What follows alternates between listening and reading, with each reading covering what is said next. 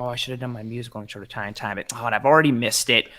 Welcome to another episode of Disguise Coverage. For those of you who are regular watchers, and I'm assuming everyone is because, this is extremely popular. Every time Greg is on, I try to hum a little melody to myself that I try to time up exactly when the episode will go live. And I've gotten closer with each progressive episode over the last month or so. And this time I got distracted, probably in Greg's dreamy eyes, and I just lost my timing altogether. But welcome to another episode of Disguise Coverage. I am Anthony, your host here on Disguise Coverage. Find me on Twitter at pro__ant. That's pro2_ANT. Whatever platform you are using to watch or listen to Disguise Coverage on, please rate and review and subscribe. And while you're there, Disguise Coverage is, of course, part of the Cover One Sports Network. Check out all the other great content on the Cover One channel. One of the other great shows on the Cover One Network is the Cover One Buffalo podcast, featuring Aaron Quinn and featuring Greg Tompsett, who is my guest tonight on. Yeah, that guy. He just raised his hand. Regular fan, friend of the show, appearer on of the show. That's not proper grammar, but so on and so forth. How you doing? Doing excellent, man. Tonight's a good night. Things are going well. All the fun going on around. It's interesting, and I actually saw one person almost frustrated about it that, the Bills spend 20 years in the darkness searching for a franchise quarterback, and now all anybody can talk about is that every franchise quarterback is just readily available. But it's kind of nice not to have to be freaked out about it. I joked earlier that the tweet that the Chicago Bears were on Russell Wilson's short list was the highest moment since the Rex Grossman Super Bowl in their franchise. Like, that was the best moment they've had since the Super Bowl. Is that, oh my gosh, did you see Russell Wilson put us on his list of 4 teams? So it's just, that would have been us. That 100% would have been us if, the Bills were 4th on a list of teams that Russell Wilson wanted to get traded to. It would have been the greatest day in like 10 years, even if we didn't get him. Oh my God, we might get Russ. Did you hear Russ mention us? Like, he doesn't mind come here. Sierra wants to come here. Why does she want to come here? Oh my God. So it's just such a relief now that we get to debate right tackles and how to swap out parts of our defensive line rotation, because now we got most of the importance of, like, what are the most important positions in football? Quarterback, left tackle, cornerback. Like, no, we got all those. We're good. Wide receiver. We got all the important stuff. We're just we're just shuffling around some other pieces here and there. It's a nice existence. It's such a weird change and dynamic. I'm glad you mentioned it. I've been annoyed with the quarterback availability this offseason, not just from the perspective of, like, of course, it's when we've already got our established guy, but more of just how much rumor there is for, like, all the potential, especially with how much draft capital the Jets have and the Dolphins have, and just, like, all the potential of, like, oh, great. So, like, initially before Russ narrowed down his 4 teams, it was like, oh, great. So, like, Deshaun Watson could be on the Dolphins and Russell Wilson could be on the Jets. And I was just like, of course, like, the Bills got their franchise guy, and now the division is about to be absolutely loaded when it comes to the quarterback position after we've been struggling. But that's a small annoyance in the grander scheme, which is Bills are a good football team. They went to the conference championship in the AFC. They were one of the final 4 teams. They are a very good squad. I think mostly everyone going into next year, I don't care what pundit or analyst you are, or what media network you work for, I would say the Buffalo Bills are a pretty solid top 5 power ranking lock going into 2021. And when you get to that point, that's exactly what you said. You start thinking, like, it's not, okay, we need this core foundational piece. It's like, no, how do we tweak this to get a little bit better? And how do we do this to get over the hump? For us, it's a little more, I think, specific with our upgrades and thinking, like, okay, how do we get over the Kansas City hump? How do we maintain youth and sustainability at this position? Upgrade here a little bit. And it's a lot more fun than being like, oh God, are we ever going to have a quarterback ever again? Are we ever going to win the division? Like, it's just such a drastic change. Yeah, it's very cool. I think that most people will have the Bills as the number 2 team in the AFC, for sure, top 3 or 4. I think most people will have the Bills as the top 3 to 5 in the NFC, for sure, a top 6 to 8. I think plenty of people will pick the Bills for the Super Bowl next year. I think that you will see them as one of the heavier favorites for division champion across the divisions. all those things are pretty cool. Like that's a very different thing for us. And now we're going to get into this mode. We'll talk tonight about all the various moves and the things that have been good. And I think I certainly had an easier time picking the good and having to sort who made my top 5 than picking the bad, where some of it was kind of tough towards the lower end. You're really scrutinizing maybe guys who got paid pretty well but weren't all that great. There weren't a ton of just horrible flame out moves. Whereas in years past we had an awful lot of flame out moves that we would have had choices to go along, and it really speaks to it. And now they're going to be in that mode of needing to hit on a couple more of those, needing to figure out ways to swap out, good, reasonably priced guys to replace guys that move on, because we have a lot of those building blocks set. Yeah, it's still, I think I pinch myself every day just to be like, oh man, I've never experienced a Bills offseason like this with, oh man, Chris just pulled in a terrific comment. So weird to think about that Kyle Orton and the 2014 Bills was the best team I watched before McBeane. Yeah, that's wrong. I'm even just thinking, depending on how old you are, going back to the Bledsoe season, that was at least fun. But yeah, that you have to be at least 30 plus to even know what was going on that year. To have been watching, you got to be at least 30 to at least have been watching then. So yeah, there's plenty of people where that Kyle Orton season was probably the most fun. Maybe that brief window of fits, it's rough. Yeah, it's just, and Lone Wolf hitting the same thing you are at, Chris. You must be a young pup. Yeah, he might be. Yeah, it's a wild turnaround to see the positioning and the thought that we're in. Oh, appreciate the comment here. I'm pulled up. Yeah, I'm rocking a Los Angeles Kings Wayne Gretzky jersey with the Captain C on it tonight. Very Forget cool. my hands. There we go. Yeah, appreciate the shout out there from Handsome Man calling out the jersey. And yeah, we have an eye on the future, as we should. The Bills have a good core. They have a very nice championship contender window that looks pretty established and pretty sustainable with what we have in terms of on-field talent and production and leadership, and also things in the front office and coaching stability and all those things. And this offseason, as most offseasons are, you're always keeping an eye on the future, and you're talking about free agency and the draft and how do you add and what do things look like coming into the next season. But the offseason is also a time for a bit of reflection. And that is what Greg and I have come together to do tonight, which is reflect, as the episode states. So Buffalo Bills best and worst McBeane moves. This episode, Greg and I are going to focus on, each of us are going to give our top 5 best and worst moves in the Sean McDermott, Brandon Beane era. Now, disclaimer, just to lay the ground rules so everyone's on the same page, the moves that we're going to be talking about have to have happened under the stewardship of both Sean McDermott and Brandon Beane. So, for instance, as Greg and I were talking offline before this episode started, the 2017 NFL draft and a lot of those free agency signings wouldn't count in this example. So no Micah Hyde, no Jordan Poyer, no Tre'Davious White, no Matt Milano, because while Sean McDermott was the head coach, Doug Whaley was the GM at the time. And because this is a best wink, and worst wink. Wink, wink. And because this is a best and worst McBeane moves episode and not a best and worst McWhale episode, Doug Whaley and Sean McDermott do not count. So those moves don't count. So it's pretty much like once Beane signed on in 2017 in the offseason to join Sean McDermott, all the way up until this very moment here, Thursday, 2/25/2021 at 9:13 p.m., all those moves qualify for our best and our worst. And we're going to give our best. We're going to give our worst. Feel free, for those of you riding with us here live on the episode, which we love, feel free to throw out your best, your worst, your favorites, your likes, dislikes. If you agree with us, or if you disagree with us, if you think I'm extremely good looking, which everybody does, feel free to throw that into the chat. I love, see Greg nods. He gets it. Love a little ego boost now and then. Yeah, he's got the wide eyes and the nods and the smiles. Yeah, that's so right. He gets it. That's why I bring him back every week. He understands. And yeah, that's the direction of this show. Greg, you got anything? Questions, thoughts, comments, concerns, establishments, ground rules? Anything? I'm ready. I'm excited about this. I actually had fun doing this, being able to kind of kick around and, like you said, kind of debating in my mind what was, the criteria, especially when you got towards the tail end of each list, like who was the 4th or 5th one.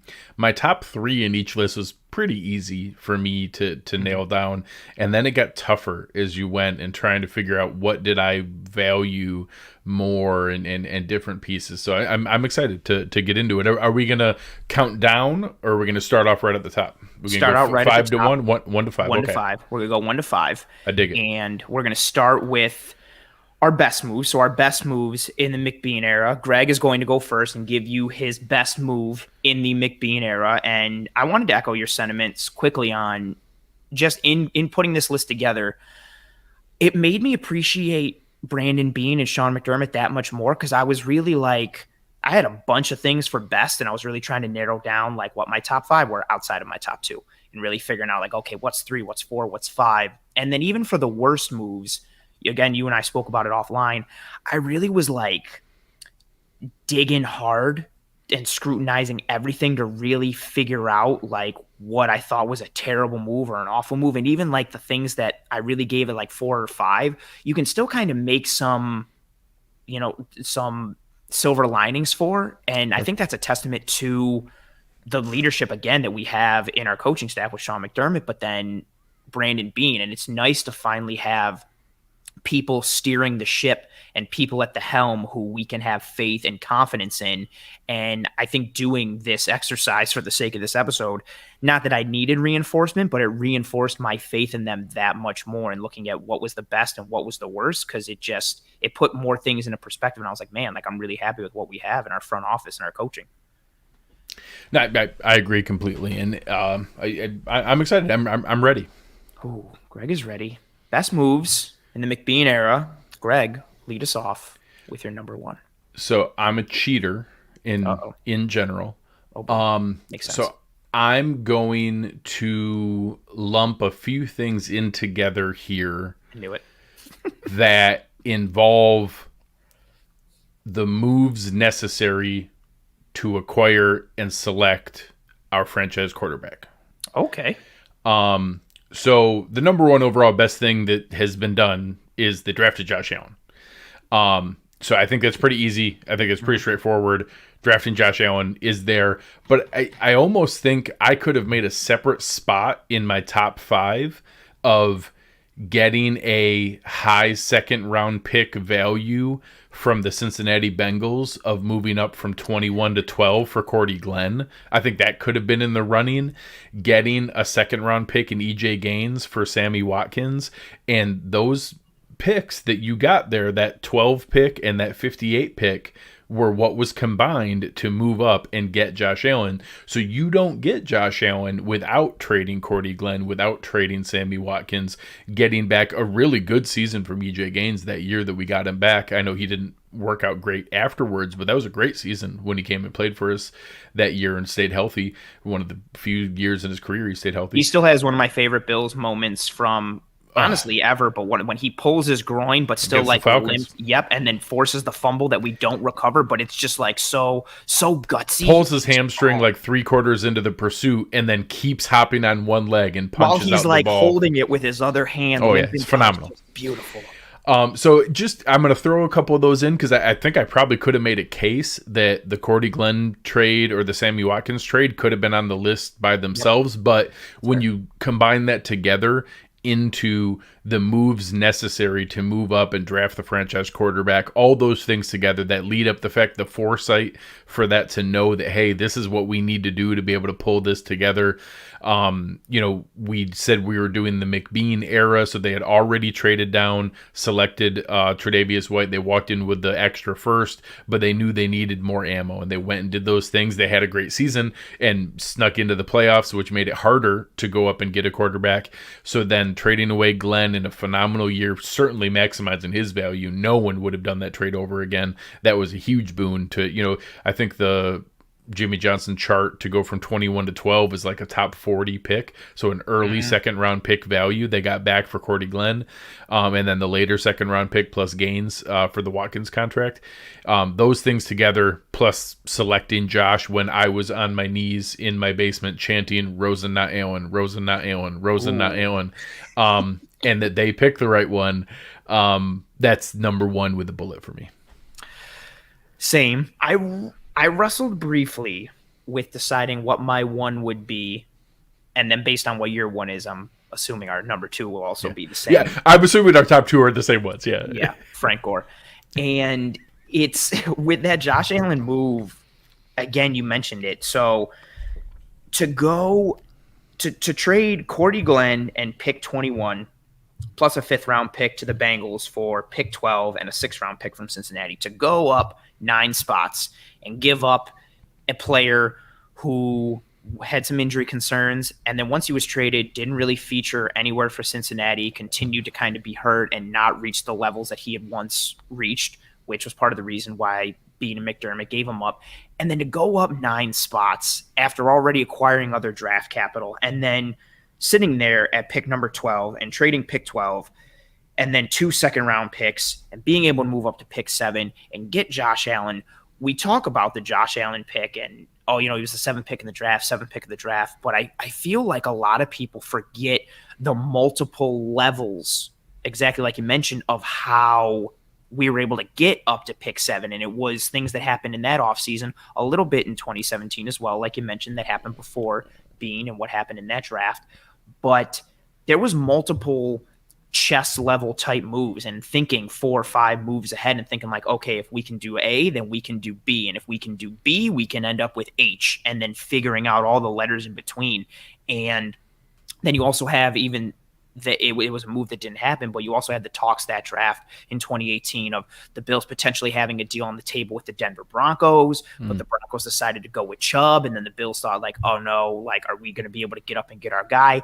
Added on top of the fact in that draft, Baker Mayfield going 1, and then Darnold going, and then you have Allen while Rosen was still on the table and Lamar Jackson was still on the table. And there were so many question marks around Josh Allen just from his character and some things that had been leaked from when he was a kid and some things that he said, just and combined with the overall, he's too raw, he's inaccurate, he didn't play against good talent, didn't play with good talent, so on and so forth. All the moves that McBeane made to get up there and then select him, and then to see what he's done, and then to also add in the fact, because I think I can speak for both of us when I say in creating our list for best and worst, it's all about that value aspect in terms of like, what did you give up or what did you use to acquire this resource or this person? And then what was your return on investment for the allocation of those resources?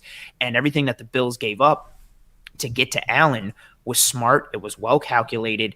It benefited the team. And even thinking in that draft, again, the Bills go from 12 to 7. They give up 2 second-round picks, but they still were able to keep their other first-round pick in the first round of that year that they used to get Tremaine Edmonds. And then they end up with a franchise quarterback who is very good right now and still has not reached his ceiling. It's just a question of how sharp of a trajectory does he continue on? Does he start to plateau a little bit? But there's still so much hope, and it's so bright. It makes Josh Allen an easy number 1 for me and for you as well. And then we've already seen a bunch of comments coming through as well. I think a lot of people agree. Yeah, and I think that, moving into number 2 here, it's probably just as easy. And like you said, the debate that was there of what did it take to unlock the franchise quarterback, and that was having a true number 1 target. And that's the Stephon Diggs trade. And I think having the comfort level to take that shot, and that, going back, I'm not upset that Minnesota made out well and got Justin Jefferson. Looks like a really strong young talent at wide receiver. It's fun when you see trades work out for both teams, and you can see both teams benefit. I wouldn't undo that in any way, shape, or form. There's no chance that if you could go back and say, hey, would you take that back and take Jefferson and whatever else came along with it, no chance. No way I would go back and undo that trade. So I'm certainly very pleased with the way that turned out. I think that Stephon Diggs was the perfect setup for what the Bills needed in that moment, and being able to add that piece and take on those elements of what the team needed really set up Josh Allen for the step forward. And I think Josh deserves plenty of credit for all the work he put in, and probably the majority of the credit, but it would be naive to think there wasn't a piece of that was also certainly accelerated by adding a true number 1, and the domino effect it had on the rest of the receiving core and the offense as a whole. It was pretty incredible, and I'm certainly happy to see the way that it turned out, and that those were the easy number 1 and number 2 for me was Josh Allen and Stephon Diggs. Same. Diggs was my number 2. I did, as I mentioned earlier, I did flirt with the idea of Diggs being the 1, Sure. just because, and this is something that'll probably stick in my brain for forever, wondering what Josh Allen's year 3 would have looked like if he did not have Stephon Diggs. Because, again, and this is, I don't want anyone to think that I am taking anything away from Josh Allen whatsoever, because we saw the work that he put in the offseason. We heard about the mechanical improvement and the mental side of his game and how he progressed, so on and so forth, all of those things. And we saw it on the field as well.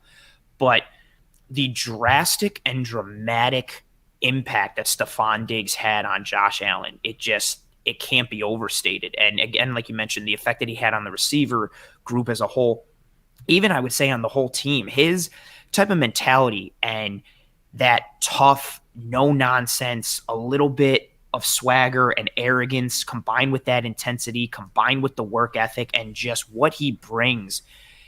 I think he affected the whole team even more than Josh Allen, but obviously that direct impact on Allen is what made me think of potentially putting him as the best move, because I don't know what Allen looks like without Stephon Diggs. I still think he makes a jump in year 3, but my whole thing coming into this past season was figuring out, was Josh Allen going to cement himself as the franchise QB? And he did that and then some in 2020. And then having Stephon Diggs lead the league in receptions, lead the league in yards, at times look absolutely dominant. I mentioned on the last episode that you were here, part of the reason I lost my fantasy championship was because Stephon Diggs balled out that week. Yeah. I'm still not upset at it whatsoever, but I'm actually super upset.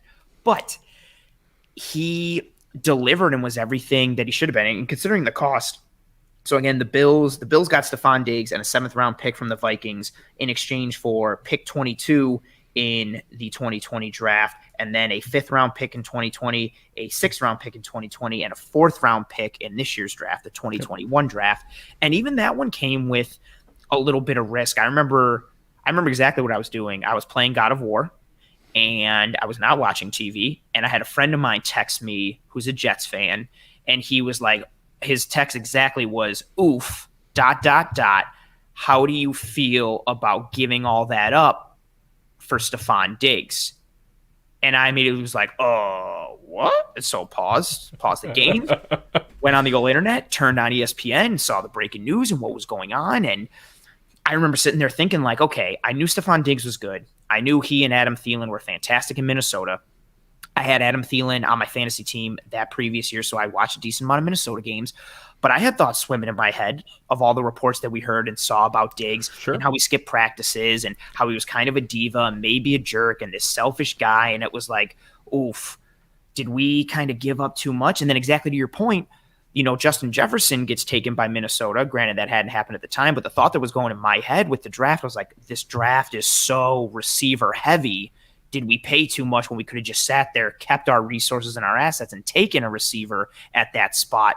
But then Beane comes out and he makes the statement of, receiver is one of the hardest positions to get acclimated to from college to the NFL, combined with the COVID offseason and all these things. And I started to feel more comfortable as we went towards the season. And then Stephon Diggs has, I don't even know if it's arguably, is it the greatest receiver season in Bills history? I think so. When you break virtually every record and you break every, like, it's one thing you want to talk about some of the differences. A lot of Jefferson's stats were in some late blowout games and catch up. There's a lot of catch up mode, garbage time in those numbers.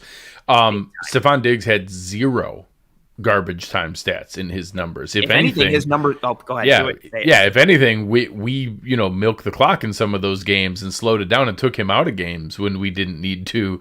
That he could have had more numbers there. So the fact that he broke virtually every franchise record, receiving wise, in a franchise record winning season and going to the AFC Championship game, I think it's easily the greatest receiving season in franchise history. Not to say, Eric Moulds had a phenomenal year. Andre Reed had a Hall of Fame career, plenty of things like that. I'm not saying he's, the greatest receiver in Bills history, but he had the best season in Bills history. And that's a heck of a start when you're on that path.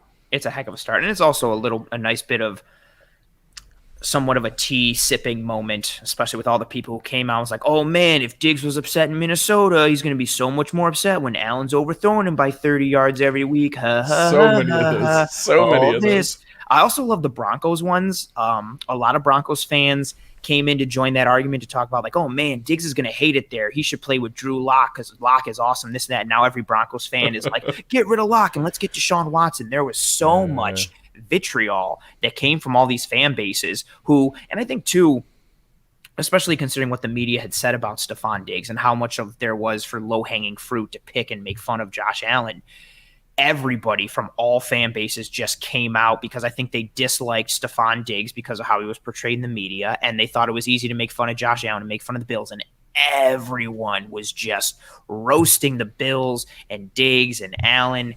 And look at what we have here. It's low hanging fruit, And now we're sitting here with the two best moves in the McBeane era with Josh Allen and Stephon Diggs. And as you mentioned, as I alluded to, these were, I think, pretty universal for both of us. I think they'd be pretty universal through, or for most people at this point of the direction of the franchise under McBeane. But now we start to get into our 3, 4, and 5 options. And I think this is where things got a little trickier in terms of ranking them and how do you justify this? What's the return on investment? So, Greg, why don't you hit me with your third best move in the McBeane era? So it's interesting because here you now really get into what do you value? What do you equate to the best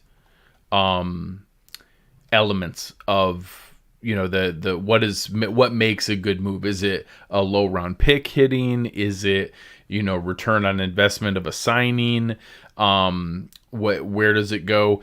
The way that I went through, I ended up picking my third as the Darrell Williams signing. Ooh, okay.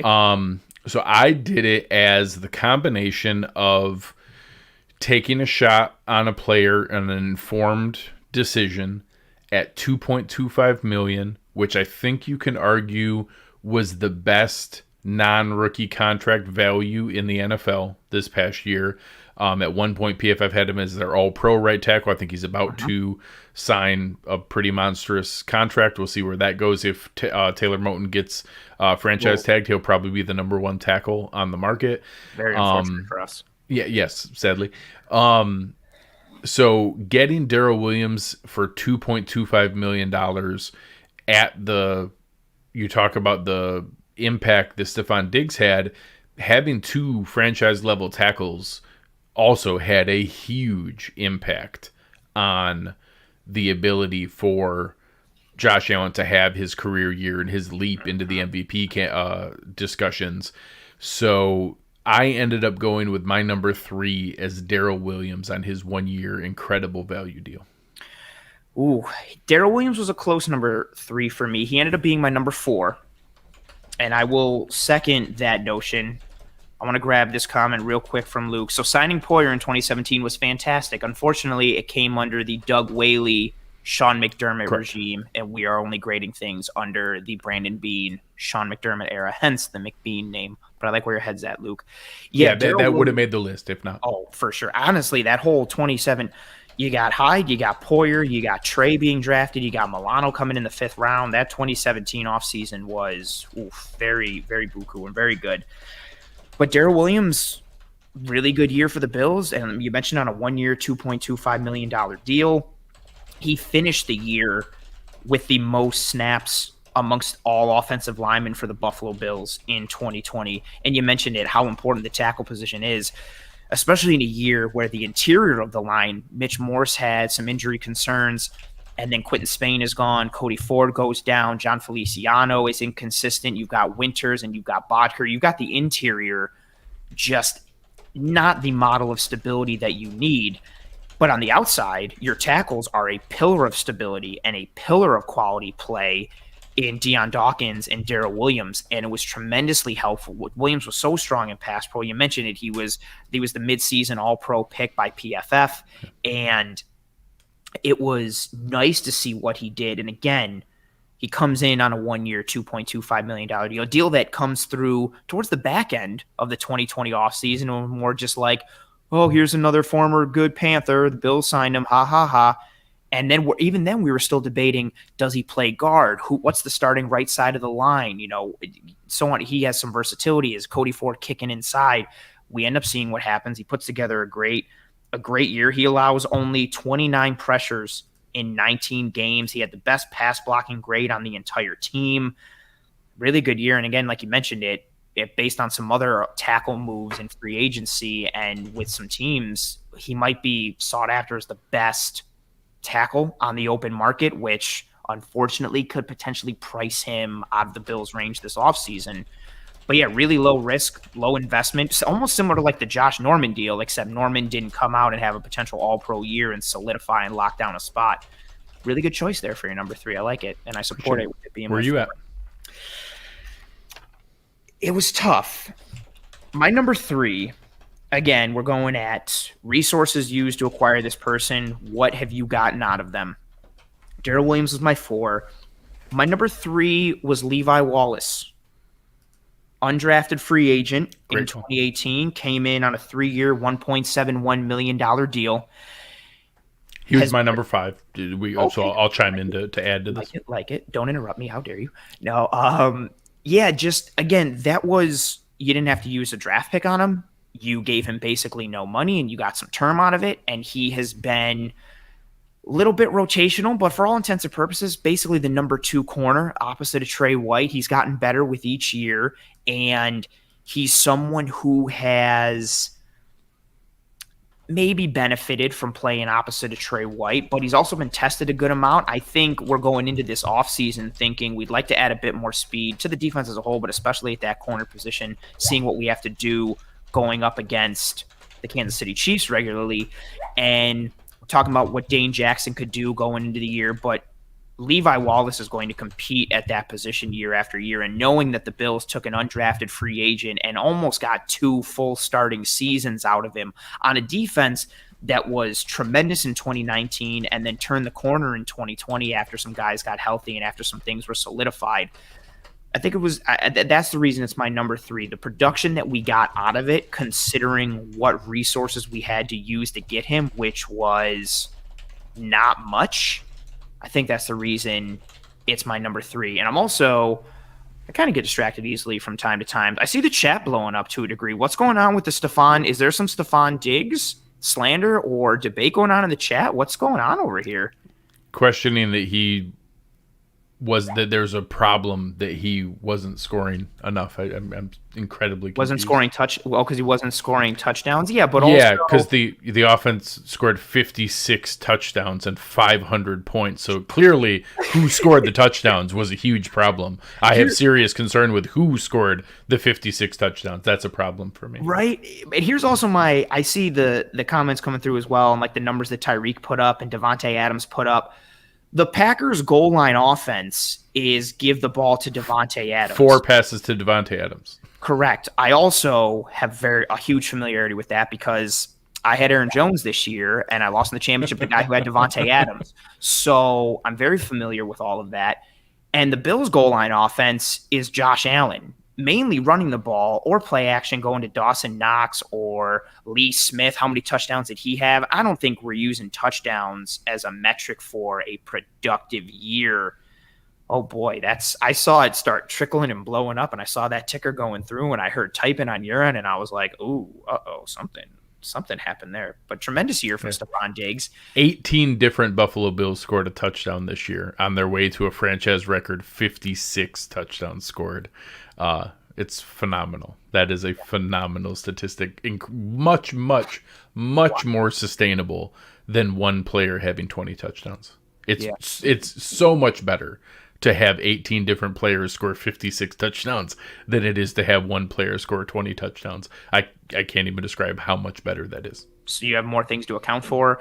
Yeah. There's more variability to the defense. Much more sustainability for 1,000%. Much more sustainability. And we bring it back. So Levi Wallace was my number 3, best move in the McBeane era. And you spoke a bit that Levi was your number 5. Yep. What made him your number 5, and what made him, kind of come in behind some guys, but also fall into that top 5? Oh, yeah. I mean, so I had 12 on my list of good moves. So I had some honorable mentions that I had a hard time. So making the top 5 was a big deal for me. And like you said, cornerback is an incredibly valuable position. Same reason that I had Darrell Williams number 3, position premium at the price, so Darrell Williams at $2.25 million or Levi Wallace at a UDFA range.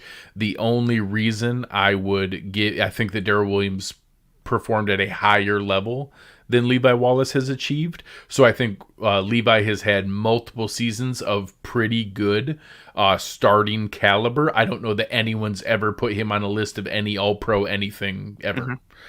So I think that when you take 3 years of that, of above average good contributions at literally zero investment, we got him for free as an undrafted free agent.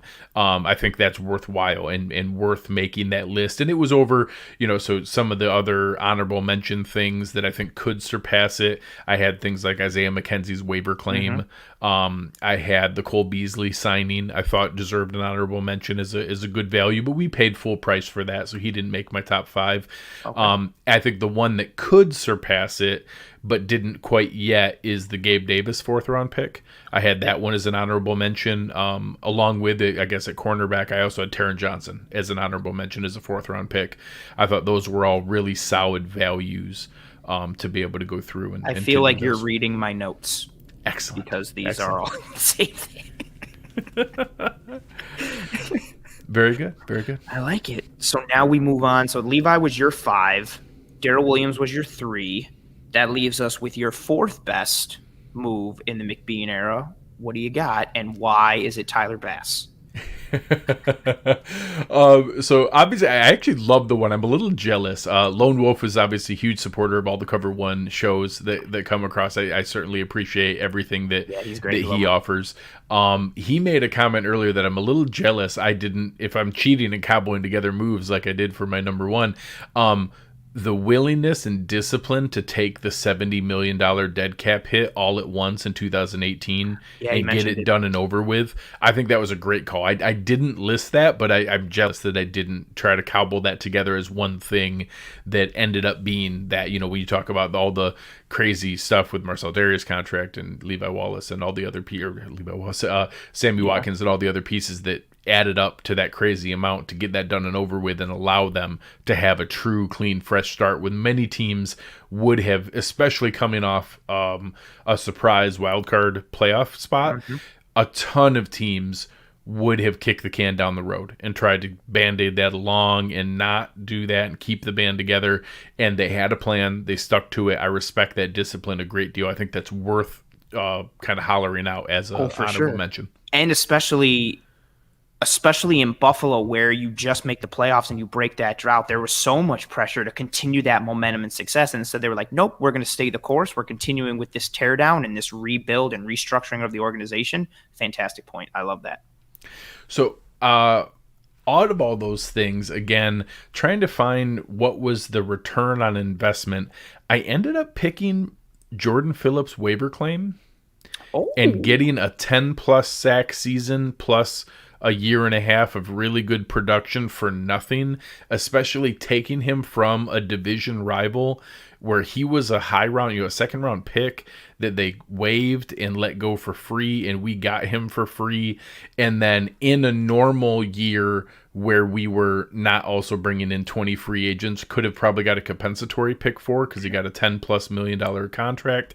So all those kind of things, having the foresight not to pay for it after we got the 10 sacks from him, but just, getting a 10 sack season from an interior pass rusher for free is a really high return on investment. So again, I rattled off all the different honorable mention ones that are there. John Feliciano was another one that the value he provided at a $3 million range. But again, you can tell I leaned position premium. My 5 choices were quarterback, wide receiver, offensive tackle, pass rusher, and cornerback. And we got all of those for a great value there. So a sneaky one there, but I think that deserved to be mentioned was Jordan Phillips' waiver claim. I like that one. He was also on my honorable mentions. I had that waiver move there. Also, if we're going to continue on the train there of honorable mentions, I had Gabe Davis. I had Taron Johnson. I also had Andre Roberts. His Nice. addition, the Nice. 2-year, Yeah, $4.6 a million Pro Bowl and deal. All-Pro season. Yep, guy who was top 3 in kick return yards every year, made some impacts, made some big plays, was a little hard done out by Isaiah McKenzie scoring that touchdown against Miami, and then everybody being like, oh my God, we should just make Isaiah McKenzie the returner. Roberts is useless. We don't need to pay him. But Roberts was sneaky there for me. I like Phillips cracking your top 5. The 5th one for me was really hard. And again, this is what put Beane and McDermott more into perspective for me, because I really had a tough time figuring out like the difference between what was going to be my 5th versus what was going to be my honorable mention. And I would honestly have almost no qualms if I took out my number 5 and replaced it with Gabe Davis or Taron Johnson or Andre Roberts or Jordan Phillips or the multitude of good moves, the John Feliciano move, like you mentioned as well. I'd have no problem with that. And again, it's a feather in the cap to Beane and McDermott. But my 5, he was somebody that made your honorable mention. You mentioned him honorably. My number 5 was Cole Beasley. Yeah. Comes in on a 4-year, $29 million deal in 2019. Someone who had shown brief flashes with Dallas and had some really good games, but wasn't a high-volume producer, wasn't seen as this tremendous weapon. And he comes into the Bills and has the most productive slot receiver season this past year, is just an absolute weapon and security blanket for Josh Allen, constant coverage beater, whether it's man versus zone, just an absolute force underneath, especially paired with Stephon Diggs, who can do everything on the outside, even more so paired with John Brown, who's able to stretch the field deep. Considering what the Bills gave, I fully recognize your point of we paid for what we got almost, sure. But I don't know if anybody thought what we paid Cole Beasley, if that's the type of return on investment we were going to get. I recognize the 4 years, $29 million is more than a fair price, and that's legitimate money, sure, in term that you're committing. But I think the way that he played and being, from a production and stat standpoint, the best slot receiver in the entire NFL in 2020, to the point of basically putting up 1,000 yards, and he may have if he got to play in that 17 game. Did in the overall season with the playoff games. Exactly. And comes in, again, just that 2020 in 15 games, 82 receptions on 107 targets, 967 yards, 4 touchdowns, just constant beater underneath. I think he exceeded that. I think a lot of us thought, okay, at least I did. I'll speak for myself here. I think when he signed that deal, I saw more of what he did in Dallas, which was maybe 60 to 85-ish targets, anywhere from 50 to 65 or 70 catches. I don't think I saw him coming in and being the best slot receiver in the NFL, even though, like you mentioned, we did pay him a decent amount of money. Yeah, I think it's a great way to describe it, that $7 million and change was paying full price at the time, and then he even exceeded that. Like, that was paying full price at the time. We weren't in a position to get discounts from anybody in that spring of 2019 coming off Josh Allen's rookie season. There was nobody giving us a discount to come aboard here. So it was going to take a full price deal to pay the market premium on those kind of players. And then even to pay Cole Beasley the market price and have him come in and exceed that is really saying something. And that, I thought we were signing a poor man's Julian Edelman, and he was all of Julian Edelman. Like, he was the full, like you said, the best slot receiver in the NFL. He led the NFL in slot receptions. Peter King rightfully gave him a vote in the way that he described his all-pro team, because he said, I'm not just picking 3 outside X receivers. He said, if I'm going to do an all-pro team and there's 3 receiver spots, I'm going to do an X, a Y, and a Z, and I'm going to pick a slot receiver, and Cole Beasley was the best slot receiver in the NFL, so he gets my all-pro vote. That's pretty cool from a guy who has the history and knowledge of the game that Peter King has. And even if, I think more people would side with, Stephon Diggs, Devontae Adams, and, Tyreek Hill, or whatever their top 3 were. Like, I get that you would normally just pick the top 3 guys and then figure it out. But I think that really speaks to how great of a season he had. So it's fun that we had such a hard time picking what the top 5 good moves were, because there were so many good moves. That's a good problem to have. Yeah, and trying to quantify like, okay, the production that this person had versus how much we had to give up to acquire Yeah. them, whether via trade or free agency or draft, and figuring out all those types of almost trying to create like algebraic formulas and trying to figure out what everyone's value was. But it all stems from exactly that point that you mentioned, that there's been a lot of good moves in this era, which again explains why the Bills were able to go to the AFC Championship and have made the playoffs 3 out of the past 4 years and continue to seem, again, I'm very superstitious, continue to seem like they will be able to sustain that trajectory that they're on and potentially win. I'm not going to go farther than what I'm going to say because I don't want to jinx it. But yeah, they're a good team. And you don't have that without making a multitude of good moves in free agency, in the draft, in some trades. But as we start to pivot, so that rounds out Greg's top 5 and my top 5. Very similar in terms of our top 5s and our honorable mentions, but a bit different in 3 through 5 in terms of how we rank them. But no one is perfect. No organization, no individual is without some skeletons in their closet and some blemishes. And if you're watching live or just watching in general, the graphic changes now. I wish I could have like put some spooky music or some Dun, sort dun, of dun. right or some like terrifying thing. We now move to the worst moves. Or the Price is Right sad trombone. I was thinking of going full opposite and doing like the happier music. I think it's Price is Right. Dun, dun, dun. Is that Price is Right? Yeah. Yeah, going with that. That would have been just been like, why is he Maybe. playing Price is Right? That doesn't make any sense here. But The we Benny pivot. Hill, maybe the Benny Hill music would have been the good one for the worst moves. That would have been good. We pivot now to the worst moves in the McBeane era. Because again, no one was without fault. And there are some, but much like the best moves in the McBeane era, I personally came away from this thinking like, again, because I really had to not scrap and claw to find moves that I thought were terrible, but I really felt like I was nitpicking to quantify things as being the worst. There were some that were decently egregious and others that were really just like, well, we committed X, we got W, we needed more. This can qualify as a worst. That's how, at least that's how I came out of it. I don't think there were any that were as easy as Josh Allen and Stephon Diggs were the number 1 and number 2 with a bullet on the good side. I don't think there were any that were even remotely at that level of bad. Whereas previously, trading multiple picks to move up out of the spot that probably would have been Odell Beckham Jr. to trade up and not take the generational pass rusher in our backyard and instead take Sammy Watkins. There were none of those in this round. There were none of giving, an overweight stoner with a captain's hat a $90 million or $100 million contract. There were none of those moves in this era that would have been really easy. There was no Langston Walker in this era that would have been really easy ones. There's no Mike Williams pick. There was no Aaron Maben. So many draft. Oh gosh, Always the worst ones of here, and I already see most of my top 5 being rattled off in the chat right now.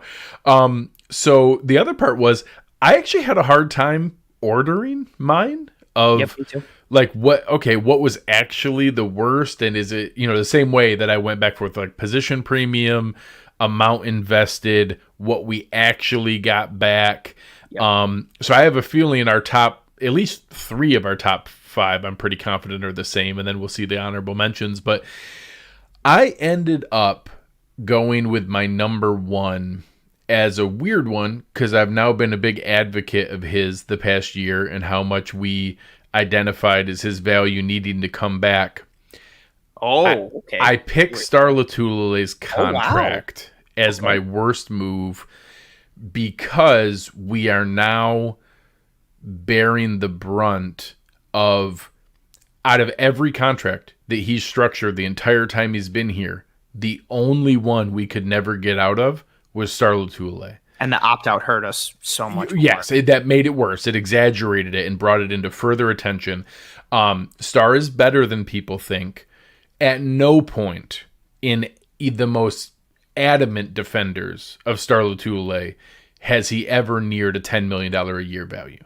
He's never been a $50 million guy. I think that one tech position is incredibly undervalued, but I think they've shown plenty of different areas you don't need $50 million to do that. And what that locked up and what that limited in some of the other expenditures that could have happened, limitations on maybe making a move to bring in somebody else, and the fact that I think he's been pretty good in that role. I think he's been maybe slightly above average in that role compared to other one techs, is fine. Like, he hasn't been bad like people try to bash him for, but I just don't think he's ever been that close. And nobody else on my list, heck, the other moves on the list combined are $50 million. So the fact that it was $50 million, and there's probably some things in the work ethic that he showed in their first big signing and helping establish the culture in the locker room.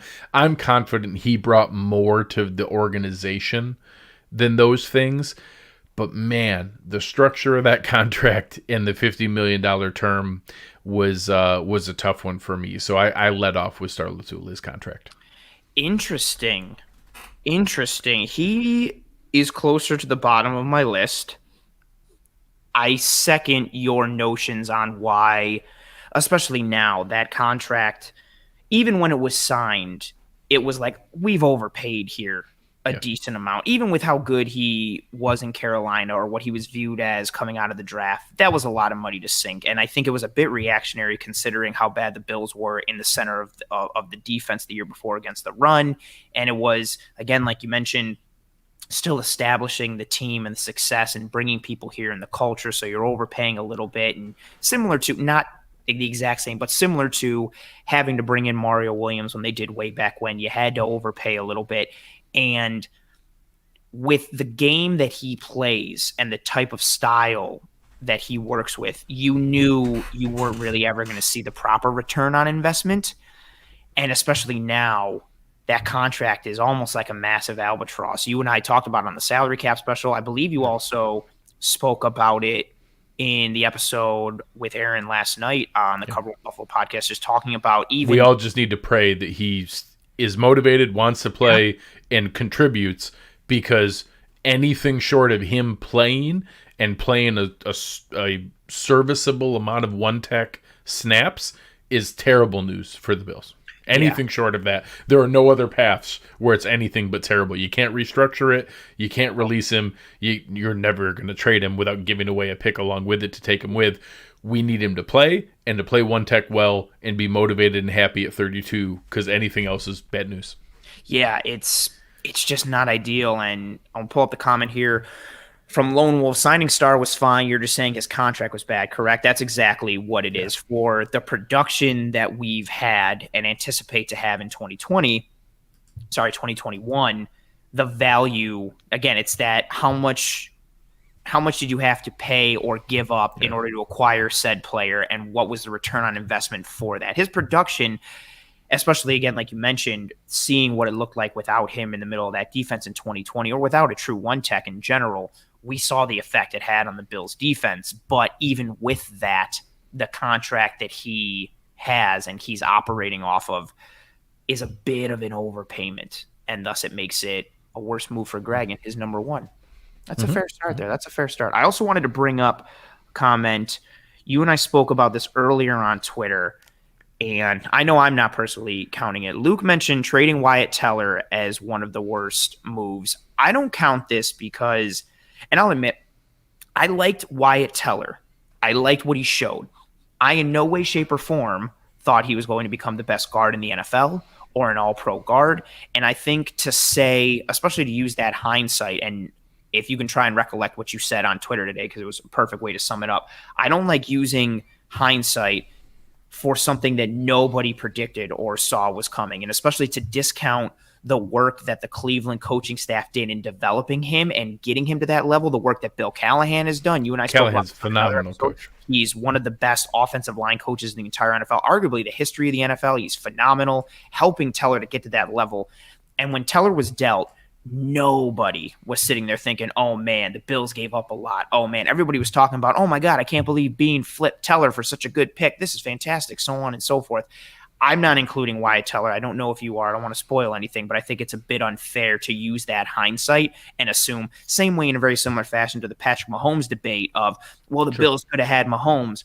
Patrick Mahomes, and at least in my estimation, I don't think he becomes Patrick Mahomes being brought into the Buffalo Bills system compared to the Chiefs system that he was brought in with Andy Reid and Alex Smith and that weaponry.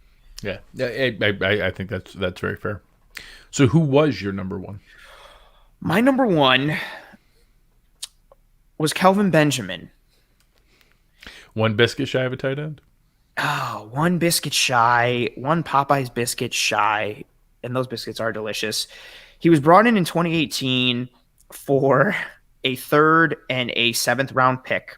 He played 6 games for the Bills in 2017. He had 27 targets, 16 catches for 217 yards and 1 touchdown. That 1 touchdown, however, did come in that snow game against. So he's my number 2, and the only reason he's number 2 is that snow game.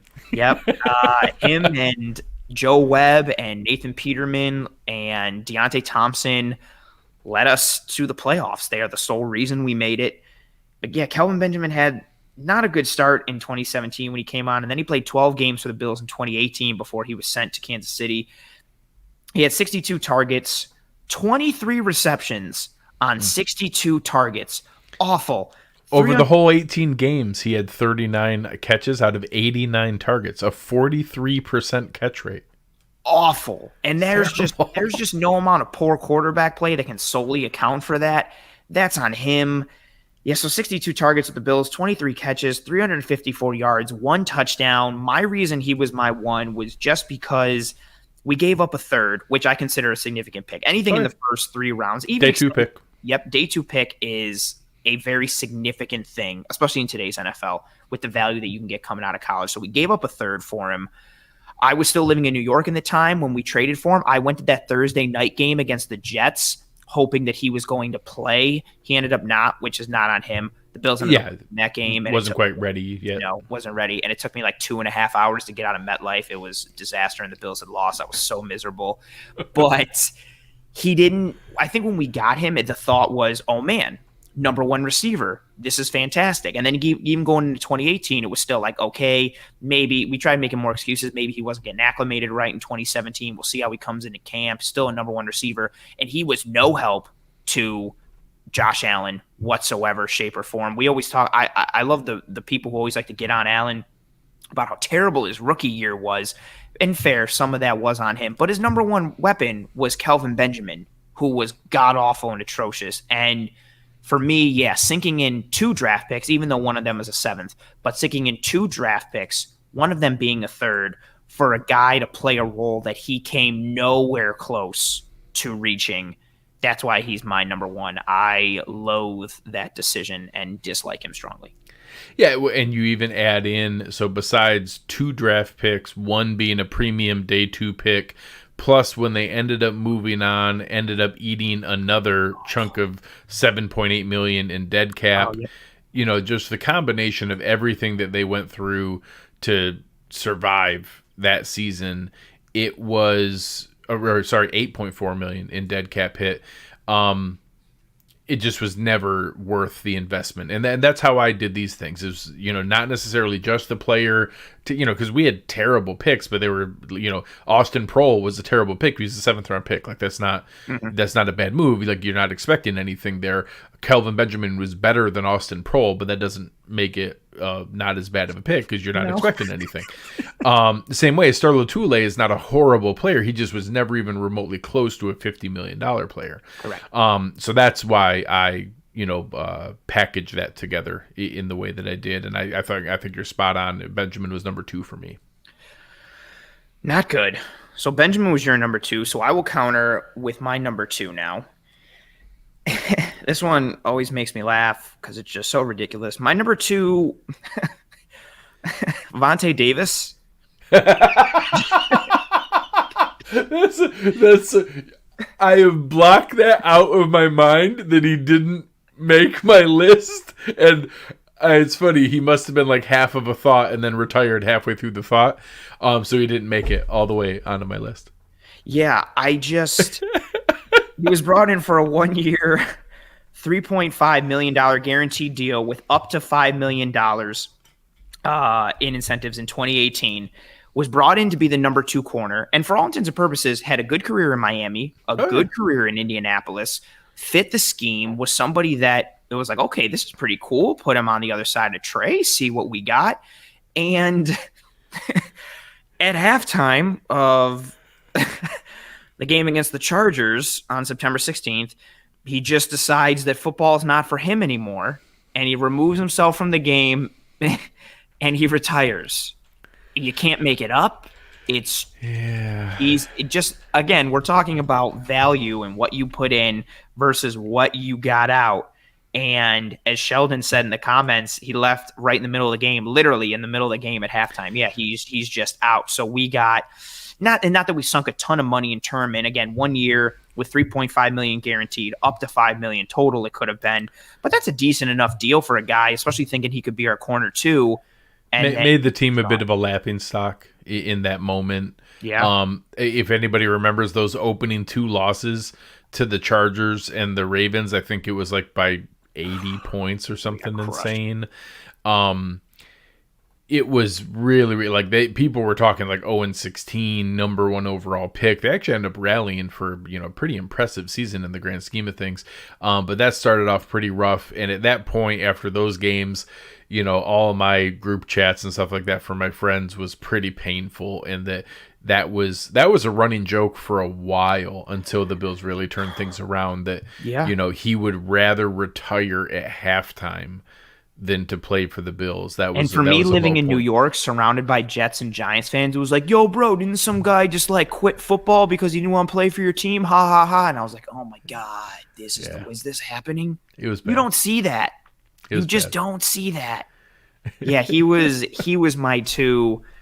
Just the circumstance, really I think it's a great call. I didn't like, because of the amount of money and the contract and everything, I don't think I included him just because it wasn't a huge investment. But yeah, if you count the emotional baggage that it created, I think it's very wortdy of being a top. Not only did you not get proper production, you got like a significant, granted it was overcome, but there was like for a bit, there was a temporary significant like black mark on the organization because it was like, oh my God, this guy would rather quit altogether than play for this team and this organization. It's just like maybe a sneaky opening, one of those kind of butterfly wing effect deals.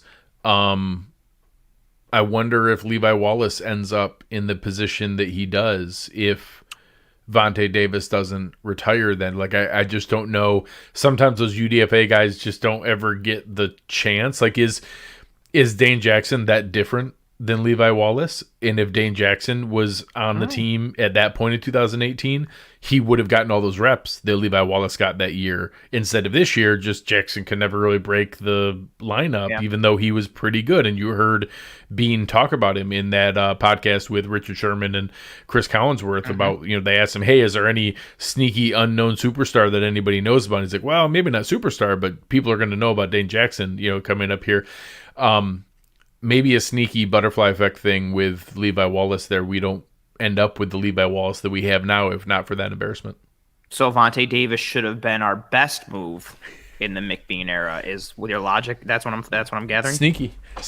So by that point, maybe Nathan Peterman should have been like a top 5 pick. I will say I've had multiple people mention that in the comments here. I did not do any coaching decisions as part of mine, but that's not a bad one as far as if you're going to make a list of worst decisions under McDermott.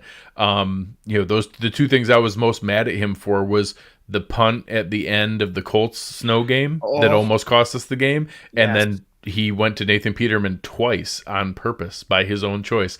Those were probably the moments I was most upset with him over. So I did not include those. I ranked the 5 worst transactions. Yes, was the way that I did this. Acquisitions. But if you just do worst moves, yes, Peterman probably would have made the list. Oh man! All right. So Kelvin Benjamin was your 2. He was my 1. Vontae Davis was my 2. Your 1 was Starla Tulele. Yep. Majority of the reason for that because of the contract that he carries. Just pure ROI. Yep. Return on investment for those of you who aren't familiar with that jargon. And now we move on to our number 3s. What do you got for number 3? Similar from an ROI standpoint. I went with Trent Murphy. Oh, he's my 3 too. Nice. 3 years, $22.5 million. We paid every single dollar of that $22.5 million. I spent a fair amount of time defending Trent Yeah. Murphy in the first 2 years of that deal, that it was, oh, come on, it's not quite as bad. He had this moment, and look at him in that playoff stretch. What if he comes in hot like that this year? And he was a healthy scratch 6 times this season, and had a flash in the playoff game against the Ravens. I was glad that he played some good read option defense. Good for him. At no point did he ever live up to any of those $22.5 million. I am very, very fearful of what that showed and what we ended up with here. And it goes to show you that when you have, he is the kind of guy that if he was a 7th round pick or a UDFA and gave us the 11 sacks we got over the last 3 years, he'd have a freaking fan club. He's a try hard hustle guy that when you surround him with good talent, he can do a good job and help clean up other people's pressures and get sacks. And he did that in his big contract year with the Redskins. And that's how he had, 55 pressures and 9 sacks. And I was excited about that and what it could produce. But he is not a standalone talent. And every single word I just said over the past 30 seconds also applies to Trey Hendrickson. Anyone who's excited about him, go ahead and go read those things. And everything I just said applies to Trey Hendrickson cleaning up other people's pressures in New Orleans. It's not like the Saints don't have a good defensive line at all. There's nobody good there. 5 freaking Pro Bowlers on their defensive line. Ridiculous. So when you take a look at that and you have a guy surrounded by awesome talent that everybody loves because he was a 5th round pick for them, and it's kind of fun when he's cleaning up other people's pressures, and even the freaking video that NFL.com shared about why he was like the sneaky pass rusher everyone was going to sign this year, all 3 highlights they showed were literally him cleaning up someone else's pressure and getting credit for the sack. It was so hysterical. Someone else flushing the QB right to him, and he was right into him, and he just fell on top of him for the sack. So yeah, just a heads up, all the people that come at me of like, oh, if we miss out on JJ Watt, we should go sign Trey Hendrickson. Trey Hendrickson is Trent Murphy, period. And he's about to be on somebody else's worst 5 free agent moves because he's going to get paid as a number 1 pass rusher, like Trent Murphy got paid to be a top end pass rusher for the Bills, and he never was. Yeah, that's fair. This one hurts me a little bit. Actually, I want to clarify before I really break down Trent Murphy.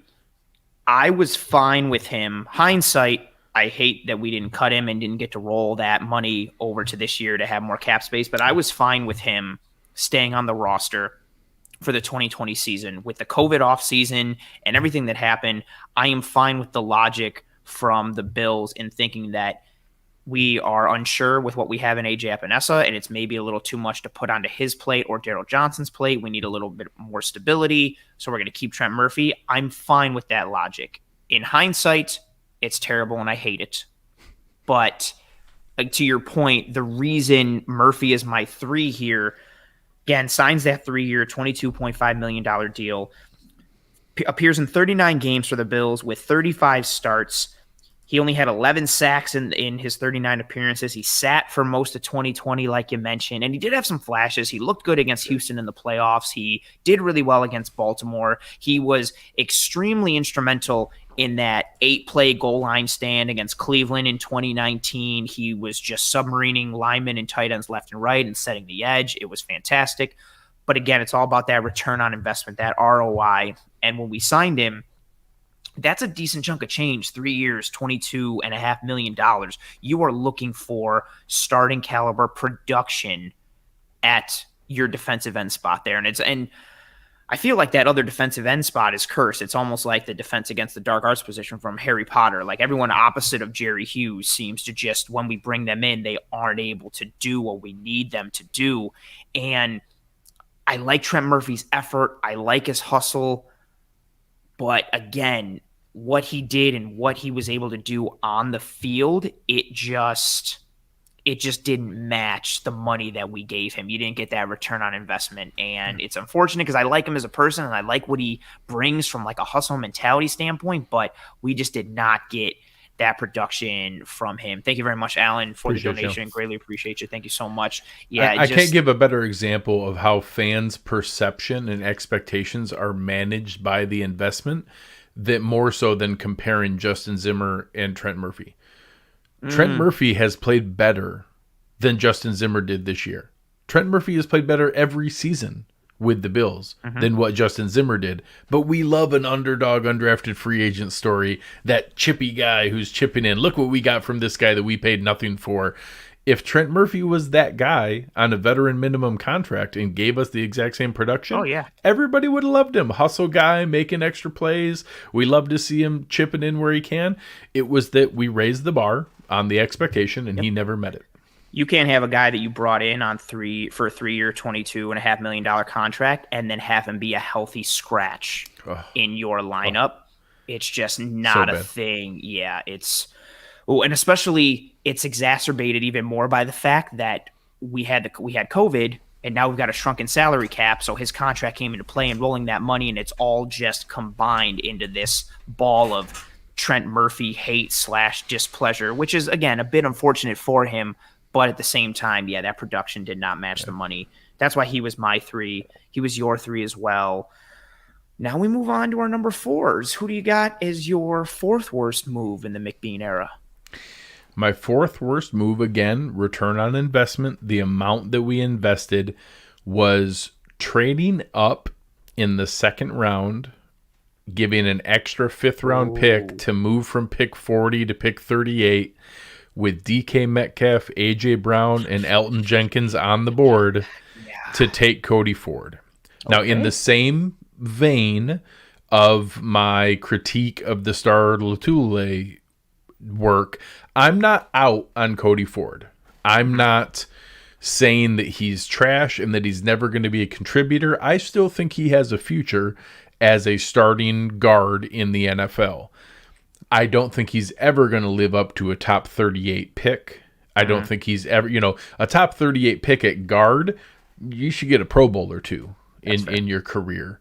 I don't think we're ever going to see that. And the fact of, other high positions of need that we didn't take. Elton Jenkins, another interior offensive lineman who has been to a Pro Bowl since then, went 5 picks later.